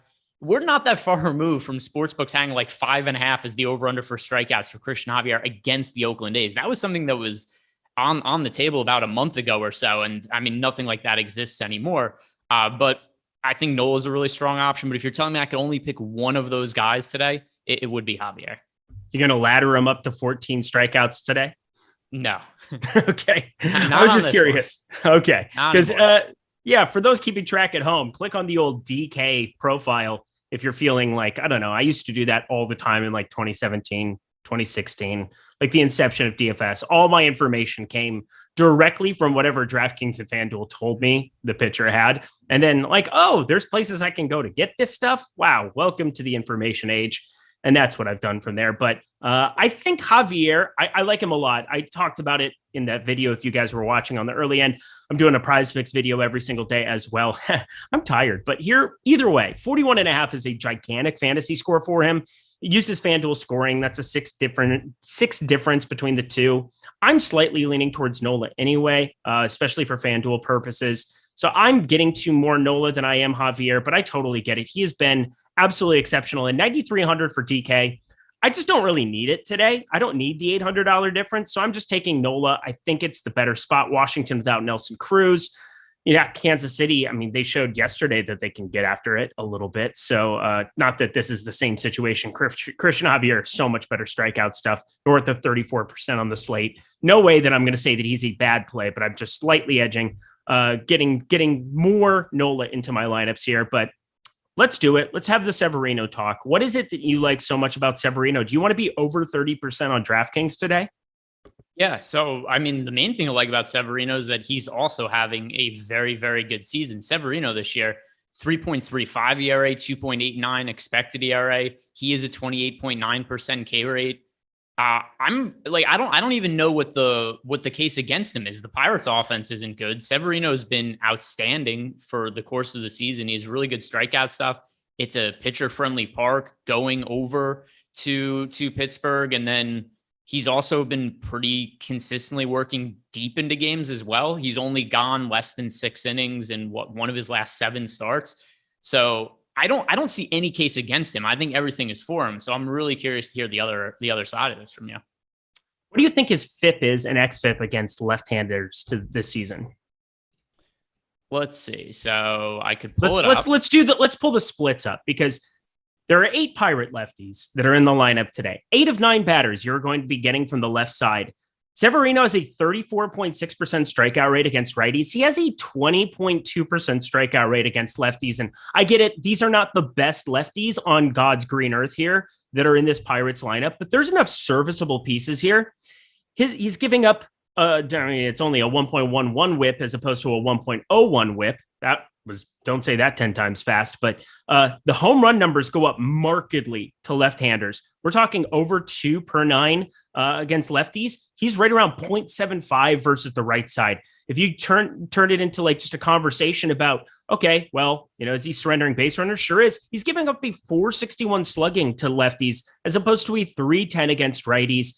I like Severino as a pitcher. You and I both like him quite a bit, but when I'm looking at Nola's spot, when I'm looking at Javier's spot, I just want to play so much more Bello at the very bottom to get all the bats in the land that I don't know how I fall into any shares of Severino when that strikeout rate is legitimately around 20%. Now, can he go 7 innings and maybe beat Javier? And can he beat Nola in that kind of a regard? Sure. And he's cheaper. So there's more paths for him to work out. But I'm just taking him off the board for today because I just look at him so markedly different than the top 2. And then I want to play Bello in between. Yeah. So to me, at a certain point, the lefties have to be good. And the Pirates have an 87 WRC plus and a 25.1% strikeout rate against right-hand pitching. So the strikeout rate for them against righties is it the highest in baseball? If it's not the highest, it's the second highest. And yeah, so they have the second highest strikeout rate in all of baseball against right-handed pitching. And then the WRC plus is 26th in baseball against righties. So I hear you, they're lefties, and Severino's worse against lefties than righties, which is clearly not uncommon for most right-hand pitchers. But at the same time, too, these are by and large part bad lefties. So, and I'm not going to disagree with you that I think the other guys warrant more ownership. They're getting more ownership. But at the same time, also, they're 50% more owned than what Severino is. So you get Sawinski, he's been playing well. You get Gamel, who, where was he? Because he was out for a long time. Yeah, he's been out since May 28th. So there was that. You have Tsutsugo, who's been out since May, let me find the exact date, 24th. I mean, you basically are bringing up a month and a half sample size where some of their, I'm not saying that they're above average lefties in Major League Baseball, but they're better than some of the fools that they were putting out there in recent weeks. So for damn sure, the month of June, they just got O'Neal Cruz. That's another guy who I think eventually is going to be something and just can be another serviceable lefty, even though just a 193 average, 638 OPS, 3 homers. There's going to be some power. I think you and I both like him long-term. So it's just for me a spot where I just don't really see myself getting a Severino. And even having this conversation, I wasn't planning on getting to much Pittsburgh anyway. Just 30%. I just thought I felt pretty good playing some of those other guys on the other side. I think there's enough power there just on what we're seeing. And sure, pitching in Yankee Stadium is a lot different too. So you have to take in some home road splits here going to Pittsburgh, but I feel all right maybe getting to a few of these Pittsburgh bats after all. Yeah, not a spot that I'm going to be on, but okay. I think we look at this a little bit different. They're only projected for 1% ownership. If you were playing 150 lineups and you have 3 Pirate stacks, you have more than what the field has. So it's certainly not a team that's hard to be overweight to, but I'm probably a little bit higher than you are in Severino in this spot. And it seems like, so you're getting 0% exposure to Severino? I have 0 in 20 max. I have 8 in 150. Yeah, so I'm definitely more bullish on you than those numbers. If you're playing 150 lineups, I think Nola and Javier warrant more exposure than Severino, but I still think Severino, I think that him picking up 30% ownership is reasonable. Eric, your nose is growing. Why? Pinocchio? I'm not lying. That's exactly what I have. I'm confused. No, it's because you have a fake nose also. Maybe that's it. It's, you got the makeup on, you got the nose job recently, your nose is falling off. Kind of like, remember when Michael Jackson's nose fell off? Yeah. And then he did the thing to those kids allegedly. Okay. Yeah, and then we're going to talk about Brian Bello. That's who they think you are. Shit. I thought you were back. It's funny. I thought you were going to pretend to walk off like you were being dramatic. And then I accidentally knocked it broken. I accidentally knocked it out of the hole. I'm not going to talk anymore. Talk to me about Brian Bello. So he's one of the top pitching prospects in all of baseball. And I understand that a lot of people, well, not a lot of people, but I saw some people in chat that were bringing up, is he going to be stretched out? What could we expect from him? Well, you look at the recent minor league starts from Brian Bello, and he appears to be stretched out to me. He has not gone less than 5 innings the entire season. He's gone 5+ innings in all 14 of his minor league starts this year. He is ridiculously good strikeout stuff. So he has had at least 7 strikeouts in every single start since May 11th for the Boston Red Sox AAA team. So really good minor league numbers. There appears to be a lot of upside there. And he's just so cheap on both FanDuel and DraftKings. $6K on FanDuel, over on DK. He's priced at $5,000. And on DK, he is going to be popular. FanDuel, though, if you want to just load up on bats and play Bello when he's $6K and only projected for 4% ownership, I think that is an excellent guy to be overweight to the field to in tournaments just based on his upside at that price point. How could he possibly be at 4%? How could he possibly? Or is that going to happen? Because if it is, I'm just going to start entering more stuff on FanDuel here throughout this show because that is ridiculous. He is my second highest owned pitcher right now behind Nola, Javier third. That shouldn't surprise anybody that those 3 go 1, 2, 3. But I mean, he allows you to do whatever you want. You can play all the stacks and all the land, do whatever it is that you want to do by playing this Bello character. And he's just freaking good. And, sure, first start, the range of outcomes is wide. But when we're playing MLB DFS, you're trying to win. And a guy who's sub 25% with this kind of K stuff coming up from AAA, who's the lowest price pitcher, that I can get to St. Louis stacks, which I'm much higher on than the field. If I get to Boston on his own side, I can get to all those bats. Houston, I can play everybody, Alvarez, Tucker, the whole gamut there. It's pretty easy to just play the ownership game, avoid the Dodgers, and feel pretty good about my lineups rostering more Bayo. Yeah, I think when it comes to, I hear the concerns from people in chat in terms of he's making his debut. That definitely always brings a little bit of risk to the table, but his minor league numbers are so good this year. Just to reiterate, I talked about some of the game by game stuff, but AA, a 1.6 ERA, 3.19 FIP. In AAA, 2.81 ERA, 2.68 FIP. Those are his numbers from this year. Strikeout rate, 33 and 34% at those two levels. And then you start talking about, all right, well, where is he projected in Steamer and Zips? And they have him as a guy right now with a 4 ERA and a strikeout rate still over 20%, which for a young pitcher is solid. They're not crazy good numbers, but keep his price point in mind. He's 5K on DK and 6K on FanDuel. I mean, they are really tempering expectations on him. I will say that as you're going through it. I mean, they have him, it's like a 0.91 home run per 9 guy. You know, he's at AAA this season. He's basically been a 0.53 home run per 9 guy, 2.81 ERA this season at AAA. Sure, if you go to 2021 in AA ball, he had a 4.66. So I can kind of see where some of those numbers are like, hey, well, he gets called up to the big league level, has some of that form that earlier showed up, but he's young enough. He's just getting better. He's 23 and a month old. I mean, he's closer to 23 than he is 24. Just outrageous amount of talent. 4th ranked prospect here for the Red Sox. I'm excited to watch him. I hope you guys are too. That's definitely going to be the game that I tune into in the background here of tonight. But we have other pitchers we actually do have to talk about because, you know, Alex Cobb is somebody that I think, you know, as you open it into like 150 max stuff, God, how unlucky has this cat been? He's just been as run bad as it possibly gets. I'm not seeing any kind of pitch count concerns. I know it's been down here in some spots for whatever reason. The strikeouts have been down for sure. His form is not nearly as good as years past, but is he somebody you're getting to or anybody else in that 7K range that you're landing on? I like Alex Cobb. I don't know how deep he's going to go into the game. As somebody who bet his strikeout props last game, he struck out 2 hitters in the first inning. And he worked, 5 scoreless innings in his last start against So he worked 5 scoreless innings in his last start against the White Sox. He's at 67 pitches. He's cruising. He's pitching really well. And they take him out at 67 pitches through 5 scoreless innings. I don't know what to make of that. His numbers overall for this year are really, really good if you discount the ERA, which I just factor mostly to bad luck because he does have a 4.59 ERA, but a 2.51 expected ERA, a 3.13 FIP. The things that have done him in, which is the stuff that I always bring up when it comes to bad luck with a pitcher, a 352 BABIP, 57.8% left on base rate. He has the highest strikeout rate of his career at 25.6%. He has one of the lowest walk rates of his career at 6.8%. So everything looks good for him. I have no clue how deep he's going into the game. It's really concerning to me that he came out after 5 innings at less than 70 pitches last start. Yeah, I mean, it's concerning, but I also, I don't really know what to make of it because, you know, you have to embrace some kind of, he's been good enough where I think that if he is cruising in a very meaningful way, getting Ks, I find it hard to believe he still won't get 80 plus pitches. Such an outlier for him also to be pitching 5 and get to 67 pitches, get pulled. I don't really know what to make of it.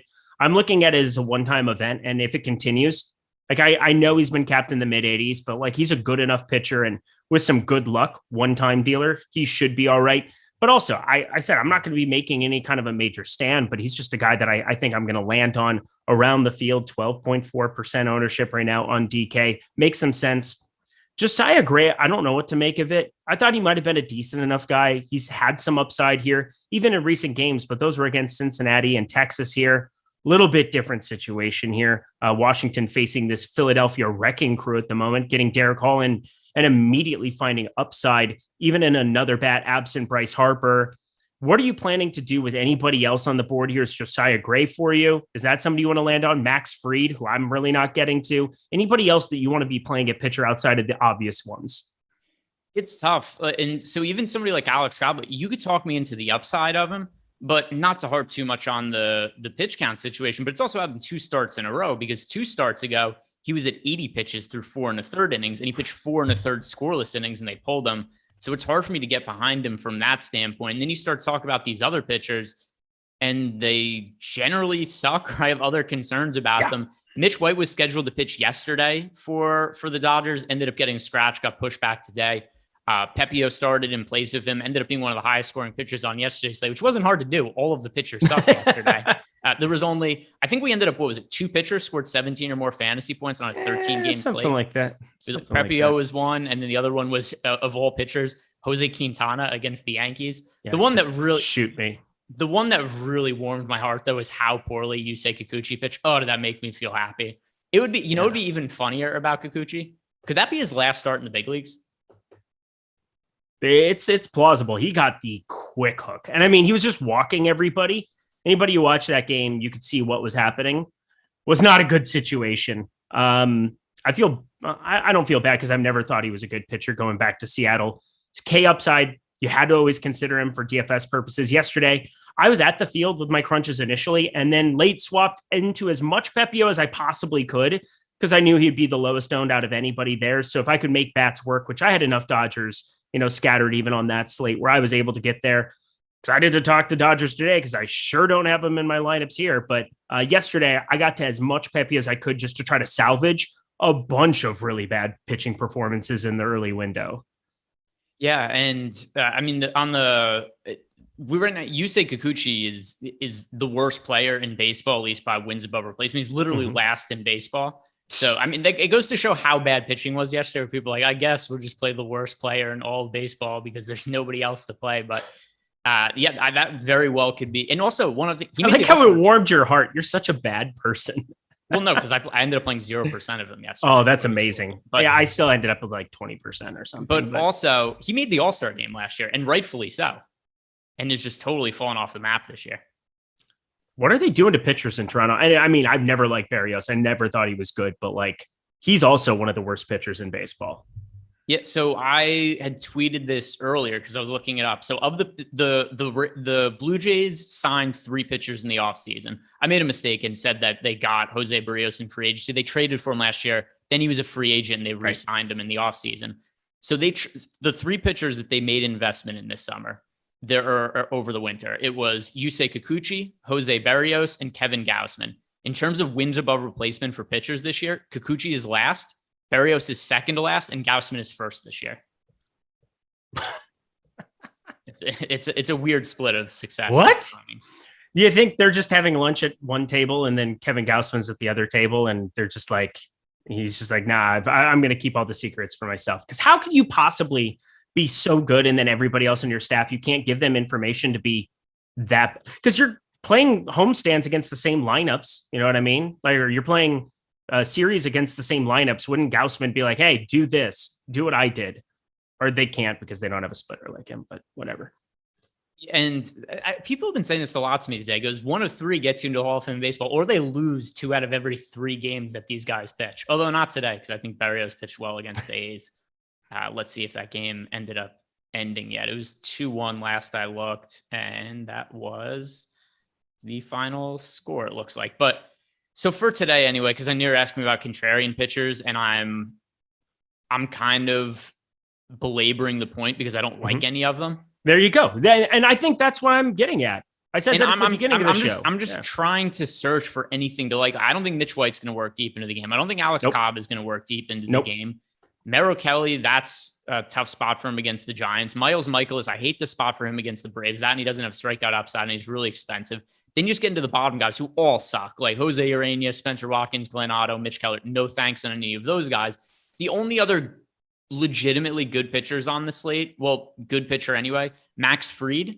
But I hate, who wants to roster an expensive starting pitcher who's a lefty against the Cardinals?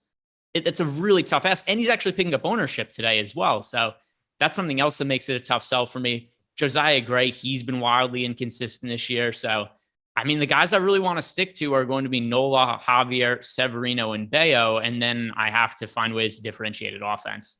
I can't find a reasonable way to differentiate a pitcher. Maybe somebody in chat will say to us they really like some different pitcher that they think is really contrarian. But if you right now look at the tools we have over on the site, for instance, I mean, there's nobody with a significant chance of being a top 2 scoring pitcher on DK today outside of the top guys.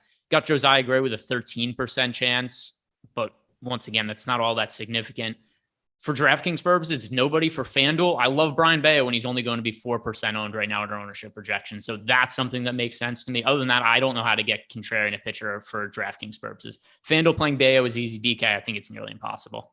Totally with you. Again, Cobb, if you have Bayo have a poor performance, which again, Vegas has a pretty large implied total there. They're still looking at a game with a 9.5 total. I think it's since come down to 9 at some spots here, but still like around a 4.4. That would be for Tampa Bay for an implied run total. That's decent enough where, yeah, Bayo first start maybe just isn't locating well. He has a 10+% walk rate in minor ball. Like, I totally get it. It could go poorly.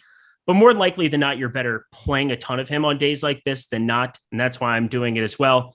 And if you guys want to check out everything we have here at Stokastic right now, we've got 2 great freebies for you, MLB ownership and PGA Top Golfers. But if you want more than that, if you want all of the projections, not just ownership, but you want to get player projections, you want to get the top pitchers tool that we just got done referring to, the top stacks tool, which makes all the sense in the world to be using every single day instantly. Takes you almost no time to be able to upload information into a spreadsheet, be able to throw it onto Fantasy Cruncher, and be able to make extremely positive EV lineups. We have tutorials on how to do stuff like that over at Stokastic. Alex Baker talks you through all of it, but I'm telling you right now, there is no better site, period, in the DFS industry that is better at projecting ownership than us. There's nobody. If you want these ownership projections day in, day out, you will be making money. You will have the tools to help you make money instantly just because of what Alex Baker, because of what Steve Buzzard, Sean Zahn, all of the best players in the world are putting their information directly to use for you. And if you want to take advantage of that now, you have to head to Stokastic and use promo code MLB Live. That is all caps, one word, MLB Live.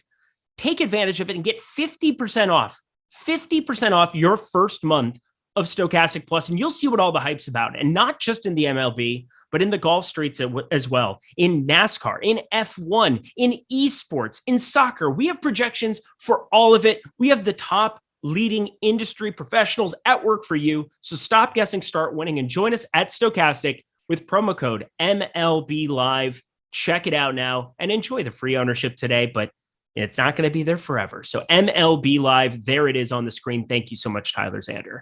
All righty. We continue on to our stacks. Hell of an ad read, Eric Lindquist. Hell of an ad read. Well, thank you. I try my best. I have my moments. I'm getting, Tyler Zander. No. There was no try. That was due. You did it.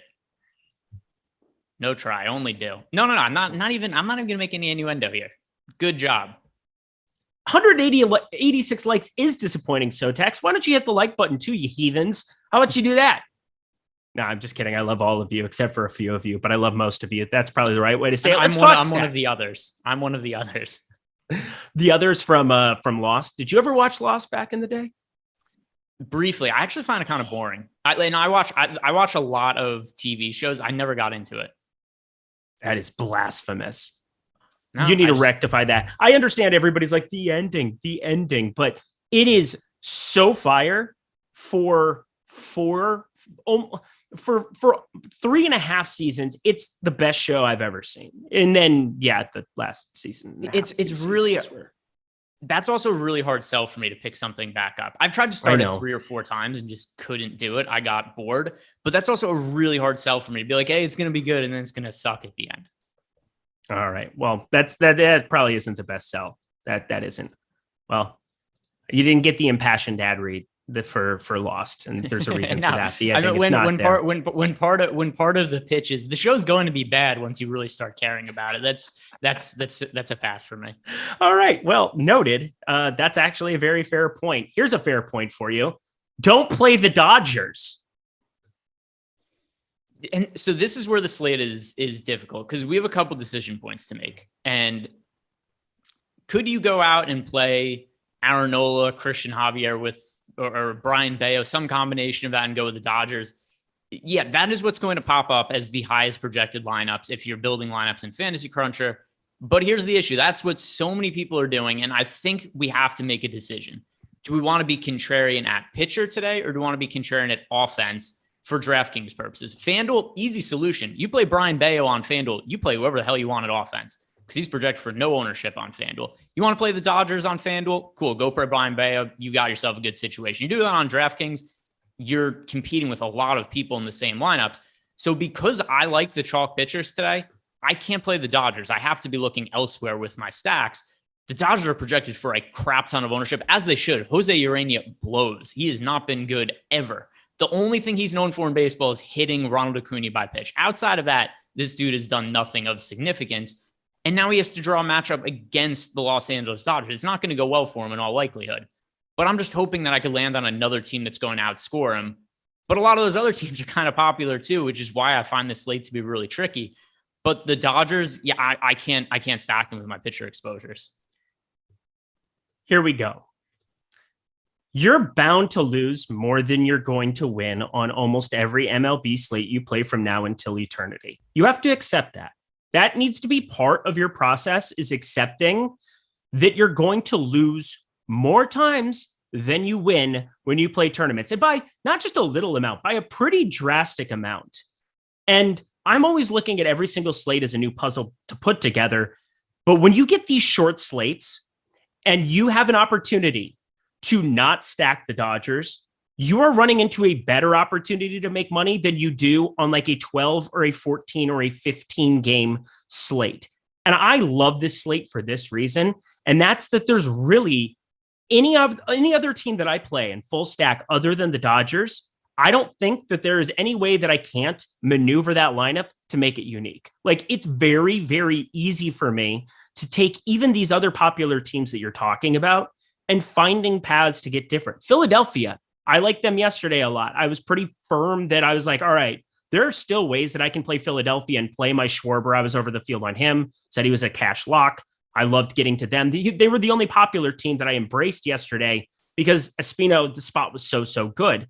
I think today you're running into a lot of the same kind of construction where if you don't play Schwarber, I'm more than happy taking him out of some stacks on an 8-game slate and just playing everybody else. Everybody else is under 11% on DraftKings today, which is just crazy to think about because Josiah Gray, yeah, do I think he could be a good pitcher? He's a decent enough pitcher now. He's had flashes of some strikeout stuff. He's still not really completely there, but I still feel pretty confident that that Philadelphia team 5-man, even without Schwarber, has upside to win a tournament, and they're unowned compared to the rest of this slate. So I probably look at this differently than you do, where it's like, all right, I'm excited to play this kind of a slate because I think more times than not, I have a better opportunity to win by just removing the Dodgers entirely, playing 0 Dodgers bats and playing this slate that way.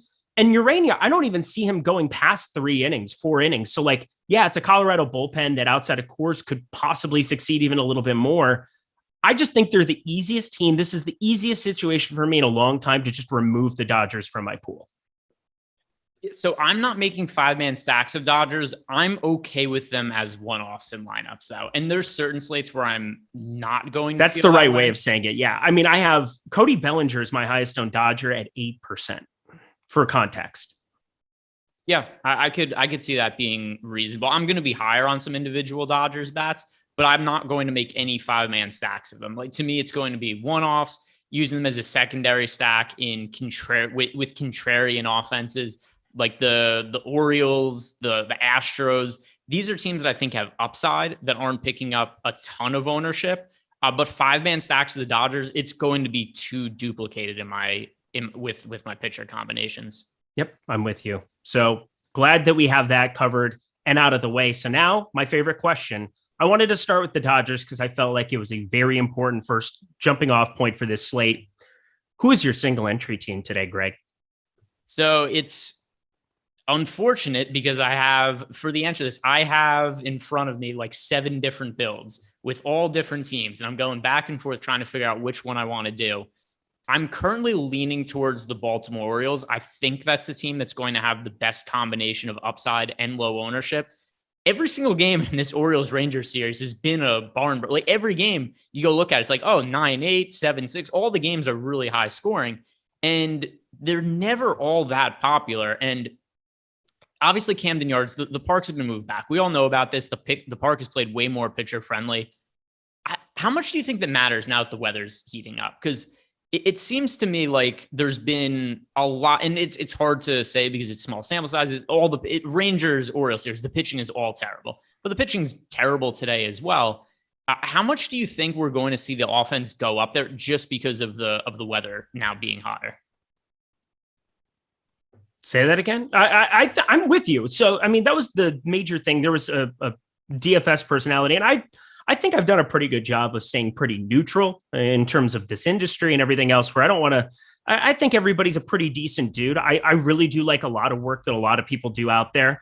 And this one guy in particular is very well known, a very good, I think, DFS advocate and somebody that I think is a sharp baseball only type talent. But he basically was saying that, like, oh, Baltimore, this is just so egregious and everything else. And I was like, well, yeah. He's like, well, I made it weather neutral. And I'm like, well, you can't say weather neutral in terms of like the park factor when that's going to be the way that it plays from June to August. And those are the only times you're actually looking at rostering that team. Like, yeah, if it's 50 degrees in Baltimore, I probably don't want to play them in April. If it's 50 degrees in October, well, they're not playing in October, September, I probably don't want to play Baltimore. But I think otherwise, like, these are the kind of situations where I think you really are looking at these offenses. I am so passionate about everything today. Holy hell. Yeah, by the way, I don't even know what it is or who you're talking about. Oh, I'm just saying a person. I was going back and forth. Sounds like Cardi. It is Cardi. There you go. I just throwing it out there. There you go. He's a nice guy. I think he does good work. I think he's a decent enough dude. But like, legitimately, it was one of those things where I was just like, you can't make the argument that we're not going to get to Baltimore and you're not going to have Baltimore or whatever. He had a thing on Twitter like back in April or May when this had first started. And I'm like, well, just wait. You're going to have times to get to them. And we're starting to see that in bulk now. I mean, yesterday would have been nice to have more Texas and Baltimore. Yeah, and once again, the weather's better now. It's more conducive for hitting. That should lead to more upside for some of these offenses going forward. And the pitchers both suck today. You know, something else. It's the pitching matchup is Spencer Watkins versus Glenn Otto. If you pull up the numbers for these guys, I mean, these guys aren't going to find success if they're pitching in what was the the name just slipped me. What was the old Giants ballpark where it was 500 feet to center field? Oh yeah, Candlestick. Candlestick. That's not Candlestick. Giants. Yeah, it is Candlestick. San Francisco. No. Candlestick was the White Sox, wasn't it? Candlestick is, I'm pretty sure, San Francisco. You're gonna make me look. No. The Candlestick Park was an outdoor sports and entertainment venue in San Francisco's Bayview Heights area. All right, I'm thinking of a different one. Where did Willie Mays play where it was 500 feet to center field? I don't know, but F you, I finally beat you on one of those. I feel like I've never won one of those with you in 2 years of doing shows together. What am I thinking of then? No idea. I'm sure somebody in. Oh, you thinking of like Oakland? I feel like Oakland. The Polo Grounds. That's it. The Polo Grounds. The Polo Grounds. Candlestick was San Francisco. So anyway. Obviously, I've ruined the joke at this point because I've totally butchered it. There's nothing. Yeah, Glenn Otto and Spencer Watkins would give up home runs to center field if they were pitching at the Polo Grounds. So there's nothing to make me think that these are going to be pitchers that are going to have success now all of a sudden in Baltimore just because the offensive moved back a little bit. Glenn Otto this year is a 5.63 ERA and a 6.59 expected ERA. Spencer Watkins' numbers are not all that different looking. Spencer Watkins this year has a 4.61 ERA and a 5.97 expected ERA. So if I'm trying to differentiate somewhat at offense, like, why not the Baltimore Orioles in an environment where the weather is favorable and the pitchers are, obviously Spencer Watkins doesn't matter as much as just talking about the Orioles is that, but Glenn Otto is terrible. And I think this is a good spot for the Baltimore Orioles who have shown that they can put up crooked numbers on the board lately. Yep, I'm with you, especially 1 through 6. And no, Mountcastle sucks, but it's okay. I still think that Baltimore, it's not like changed anything in terms of implied total. I mean, they still are good. And Rishman starting to exist in the world. That's a big plus. So that feels pretty good for me. I'm going to be getting to quite a bit of these 1 through 5 characters. Again, you can do that. And then you can find ways to be different with your one-offs, with your 3-man, your secondary stack, whatever you want to do. It's not too hard because, again, I'm not getting to the Dodgers in like any meaningful way. We had a super chat here and I feel like it's trolling. My filler arc, $1.99. He said, Mookie Betts or C. Bellinger, fellas. Well, if you're just saying one of them, it's Mookie Betts. Obviously, Mookie Betts and Cody Bellinger are both going to be popular. I said Bellinger, I have 8% of Mookie Betts. I have almost entirely off the board because he's going to be crazy popular and should be. But you tell me, Betts or Bellinger, that can't be a real question, right? Yeah, Mookie Betts, infinitely better. Infinitely. And infinitely. No, not to besmirch somebody who's made me a guest for batting practice this season. Hi, Cody. Oh, that is true. I forgot you guys are such good friends. Yeah. I'm good friends with one of his friends is the right way of saying it. No, I'm not gonna take credit for it. I've seen the pass you got. It says as requested by Cody Bellinger. I was requested by Cody Bellinger. That's Therefore, why I'm wearing makeup. Guys are very close. Secret. Friends.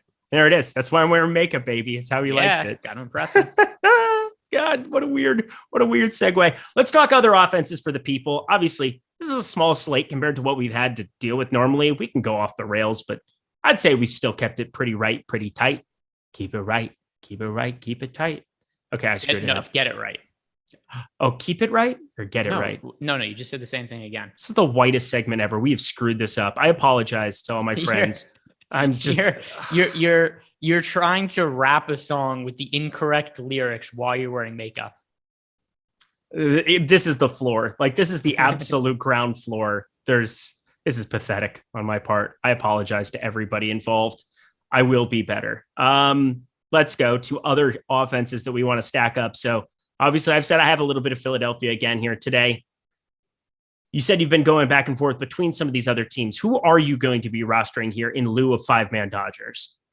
Yeah, so I am hoping that stacking pretty much anybody else is going to be contrarian, particularly in single entry. So I just talked about, I like the Orioles a whole bunch for lower ownership. Another team that I think makes sense for lower ownership for the second consecutive day, yesterday, the field didn't really love getting to the Houston Astros against Zach Greinke. And the Astros put up a whole bunch of runs against Zach Greinke yesterday.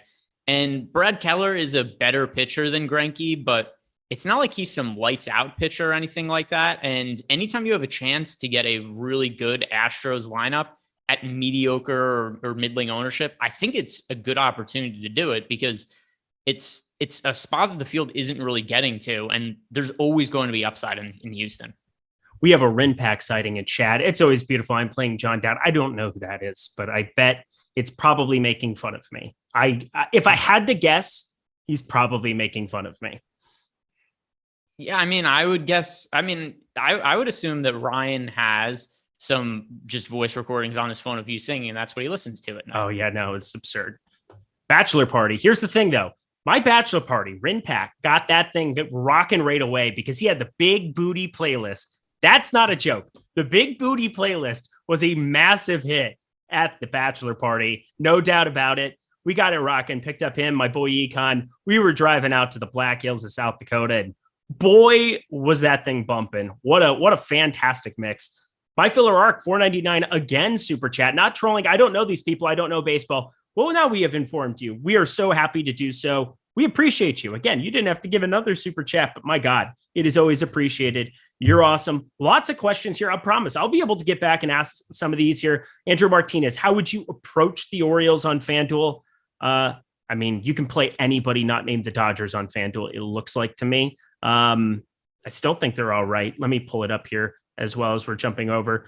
Yeah, it looks just fine to me getting to some Baltimore. They're positively leveraged. You really don't want to be playing some of the back lineup guys. Like I just don't think you have to on FanDuel. You can get different enough with some of those other pieces. You don't have to get so thin there. Anything that you're doing differently with Baltimore and FanDuel as opposed to DK? No, but one other thing I'll point out too is because also when you asked me about the Baltimore, the question was about single entry. And right. I have a feeling if you play anybody other than the Los Angeles Dodgers in single entry, it is going to be Contrarian. The Dodgers might be 60% owned in single entry today. Yeah, they're going to be crazy owned. You're just watching that game and you are just praying to the gods that nothing crazy happens if you're like me and you play MLB DFS. I don't want to say the right way because there's so many different ways to do this thing, but like legitimately the thing that's been proven to work for me, I think for Alex, for you, for Adam, for everybody else is when these massively chalk situations show up, finding ways to get different, being contrarian, or contrarian, as the boss man would say. I love the way he says that word. But continuing on, I have some interest in some very low owned teams here. And I get Max Fried is a pitcher that is pretty darn good, but look at the track record of Paul Goldschmidt and Nolan Arenado specifically. And then you get Juan Yepez, who 481 expected slugging, much better against lefties. Not Albert Pujols. I can't talk about him in the same context of what he was 10 years ago or something, but whatever. He's a dude in that lineup. But specifically, Goldschmidt and Arenado, I'm just getting to an absolute ton of them here against a lefty. It makes no sense to me that they're garnering no attention here. Are they two guys that you're getting to, or the St. Louis stack? Are they somebody that you want to get to? And then Atlanta, I feel like you can always get to any day ending in Y. Yeah. So when you talk about the St. Louis Cardinals individually as a team, they're a very right-hand dominant lineup, especially their two best hitters. You mentioned Nolan Arenado and Paul Goldschmidt. So the Cardinals have a really good offense this year overall, but almost all of their best production comes against lefties. It's a middling offense against right-hand pitching. So whenever they're facing lefties, it's an opportunity to roster them, and they're generally really popular against lefties. Today's an exception, but it's because they're facing Max Fried, who's one of the best left-handed pitchers in all of baseball. So it's not the best spot for them in terms of expected production or just from a projection, but they're only predicted for 1% ownership today over on FanDuel. So that's a very, very low number for an offense that hits lefties about as well as any other team in baseball. And then over on DK, slightly higher, but still very low, 1.4% ownership. So just based on that low number, yes, I do think it makes sense to be overweight to the field on them. Does it mean they're a team you play like 10, 20% of? No, but if you play, 5, 6, 7 stacks out of 150 lines, you're well overweight to the field of them. All right, great. That's all I wanted to hear, making sure that I'm not crazy about that. It's 90 plus degrees in Atlanta. Both teams really stand out for me. I want to be over the field to both St. Louis and Atlanta. Of course, I think Atlanta's more set up for success, but obviously there's a little bit more ownership going there. Not even something substantial, though. Just a low own Atlanta team. Like, come on, this is beautiful. We want to be getting to that every single time. Lastly, the Yankees. I feel like this is one other team that we should discuss here. They've got a 12% ownership share. Anthony Rizzo out of the lineup yet again today, but then you get a cheaper piece in Matt Carpenter. You get, some of these back lineup guys that aren't all that appealing. But once again, if you're not playing the Dodgers, there's a path to get there. Are the Yankees a team that you're getting to at all? A little bit. So one thing about the Yankees, I do think they're a slightly better single entry team than they are large field, just because they are still one of the teams projected for ownership. So there's 3 teams that we're really expecting to pick up ownership. One of them obviously being the Dodgers. Then the other 2 are the Yankees and the Rangers. So I do think it's probably going to be something like 50% of the field's exposure is going to be made up of those 3 teams. And it's a really favorable spot for the Yankees against Mitch Keller. Keller is just not proven to be a guy who's capable of getting out big league hitters, despite how good his stuff has gotten. And the fact that he's throwing way harder this year, it hasn't led to any kind of results. And he only throws 2 pitches really with any kind of significance. So it's a good enough spot for the Yankees, but I don't think they're a really high priority team. Ideally, at offense, I would like to get away from in large field tournaments the Dodgers, the Yankees, and the Rangers. Single entry, yeah, the Yankees are going to be lower owned just because I think so many people are going to flock to the Dodgers. But I really want to try to get to the teams that are projected for less than 10% ownership tonight. Have you landed on which team you want to go with single entry? Yeah, I settled on Baltimore. Baltimore. Okay. I like it. I think Baltimore is great. I'm going to, God, I don't know which one. I have like 3 lineups built for some of these, and I'm trying to decide which one to go with. One is Tampa Bay. It's the only one where I'm fading Bello, and then I'm playing Bello in the other 2. So it's kind of one of those things where, yeah, Tampa Bay is going a little bit overowned, but I have so much Bello in 150 that I'm just going to have one of my bigger lineups be without him and just have some Tampa bats. And that's going to be really my only way that I get to any of them. That lineup's just not very good to me. Which lineup? Tampa Bay. It just doesn't look palatable. No, I'm also a little confused why they're picking up as much ownership as they are. A guy making his debut, there's a large range of outcomes. I get it. He could also be missing on location and, over a 10% walk rate at AAA this year. That could be problematic, but there's also a very good chance he just mows these guys down. Yeah, I think that's the most likely outcome based on his minor league results. I mean, other things could play into it, could be a factor, right? He could get nervous or anything along those lines. But I do think the Rays are one of the only over-owned teams that aren't picking up 10% ownership tonight. I'm very curious to see where that ownership comes in. That's for sure. But hey, we talked some stacks, we talked some pitchers. Now we're going to talk some odd shopper. But first, live before lock special offer here. Well, hit the like button too. My God, our likes are just abysmal. Down at around 200. Those need to get up instantly here. As I talk about a free offer for you guys from BetMGM, $10. If you bet $10 over at BetMGM in the link of the description box below there, if you click on that link to go over to BetMGM and you bet $10 on an MLB money line tonight, you're going to get $200 completely free. $200 completely free. No strings attached. Nothing else that you have to do other than get that $10 in play on an MLB money line, and you're going to win $200 on it, guaranteed. Claim that offer now. It doesn't get any easier over there than that. And then what you should do with that $200 is you should put that in play on some props here tonight, because we're looking at Odd Shopper, and Odd Shopper is what we are doing here day in, day out at Stokastic. I'm telling you, it is just such an amazing, amazing site to be clicking on for NBA when that comes back around, and NHL as well. For golf going this week, you have bets that are available showing you some of the highest expected ROI guys in the field for that. But in the MLB streets, it has so much utility. Finding the best home runs, you can use the projection system here at Stokastic. You can use Sharp Sportsbooks line to help you indicate your play. Where you need to be playing them at is directly on the screen for you as well, where the lines are the best posted at. So you can sign up for all of these sportsbooks offers, get everything that you possibly need, and you can start winning money instantly with the help of Odd Shopper. Greg and I are doing tons of work over at the Odd Shopper channel, being able to give you guys information for the sports betting streets, for the MLB streets specifically right now. Check out all of that great work every single day. Really enjoying my time over there. I think you guys will enjoy the content that we're putting out there. But Greg, I got to ask you, anything that stands out to you today from a prop perspective over on Odd Shopper? So let me pull it up and see what's different now compared to earlier in the day, because earlier in the day, I recorded my video and there's some stuff that looked pretty promising. One of them would be going right back to a guy I went with yesterday, which was Nathaniel Lowe. Yesterday was 8-1 to homer, and he came through. And then today he opened up at 9-1. Let's see, what are his odds now? So his odds are still favorable at plus 750. Not quite the same as getting at 9-1, but I bet on him yesterday and he homered, and he's projected as a positive ROI bet again today. I bet him earlier at a better number, but plus 750 is still available for Nate Lowe. So a guy who's been pretty good to me in terms of betting as of late. I'm going to go for the second consecutive day, Nate Lowe plus 750. One other number that I think makes sense, Brian Bayo, who we've been talking about, his over-under for strikeouts is now set at 4.5. Earlier today was 5.5, and it got bet down really low. Now it's bouncing back in the other direction, but 4.5, I think that's a reasonable over for Bayo now that we've seen that Rays lineup. Juan Yepez sitting there hitting fifth. He's been up to second, as high as second in some spots here. He's been, for whatever reason, better against righties, but he only has 40 plate appearances, 35 total at bats against lefties in the major leagues here. Only one home run.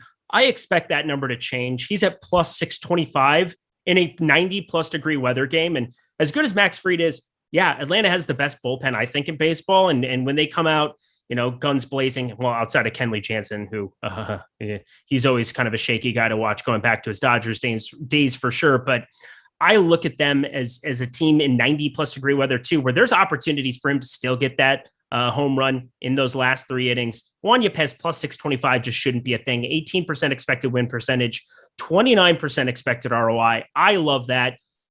I just feel weirdly decent about the Cardinals today. Does it work out a majority of the time? Absolutely not. But do not go Dodgers and let's go Cardinals. Let's go Braves. That game's specifically going to be a big part of my lineups. But Greg, we've reached the end of our boarding walk here today. Rounding out the show for people, tell them your favorite two pitchers to be getting to on today's slate. I think that's pretty kind of clear cut. And your two favorite stacks for tournaments today before we get to home runs. So pitchers just in general for, I'll do a DK and FanDuel. I mean, for DK, it's going to be Aaron Nola and Christian Javier, all things considered. For FanDuel purposes, I'm going to say Christian Javier and Brian Bayo, just because he's only projected for 4% ownership. Did not get a nose job. Why? What is this nose job narrative that I have? You brought it up before. You admitted it. You were talking about it before the show. Don't do that. Don't do that, you people. I'm beautiful enough as is. I don't need you help. People, as in people with noses that are not fake. I feel offended. Your nose. You're gonna become Michael Jackson. Your nose is gonna fall off, and then other things are gonna happen. You're the exact same. All right. Well, home run call for the day, Greg. Who do you want to have homer above all the rest? Who is the best? Tell me in jest. I'm gonna go with. I'm gonna stick with Nathaniel Lowe. Both from a prop betting market and a real life perspective, I think there's a number of guys in that game, Rangers Orioles, that could go yard today, and there's a lot of favorable betting odds in that game. But Nathaniel Lowe, good matchup against Spencer Watkins, a guy who does not induce a lot of ground balls, gives up a lot of hard contact. So I'll go with Nathaniel Lowe again. All right. I'm going to go. You'll like this one because, you're obviously worried about your Orioles over there. Anthony Santander. Why not? He's plus 600 too at one book. That's also on Odd Shopper. And he's a guy that I'm playing a lot in stacks and one-offs. Let's go with him. Greg, we're at the end of this show. Any final words for the people as we get out of here? Good luck, because we're going to need it. Oh, we are going to need it. I tell you what, I know what I'm going to be doing. I'm going to be watching that Dodgers game and huckering my you-know-what. We'll get out of here. Greg, thank you. Tyler Zander, thank you so much for all your fantastic work over here. Don't forget to use promo code ML. What is it? Promo code. I want to say it one more time because I want to make sure it's right. MLB Live when you sign up at Stokastic. And don't forget to thank your friend Greg, your friend Eric over here. We sent you. Let them know who sent you. MLB Live. That is the promo. He's Greg Ehrenberg. He's fantastic. He's lovely. He doesn't have a nose job. I'm Eric. Neither do I. We'll see you guys later. Lies.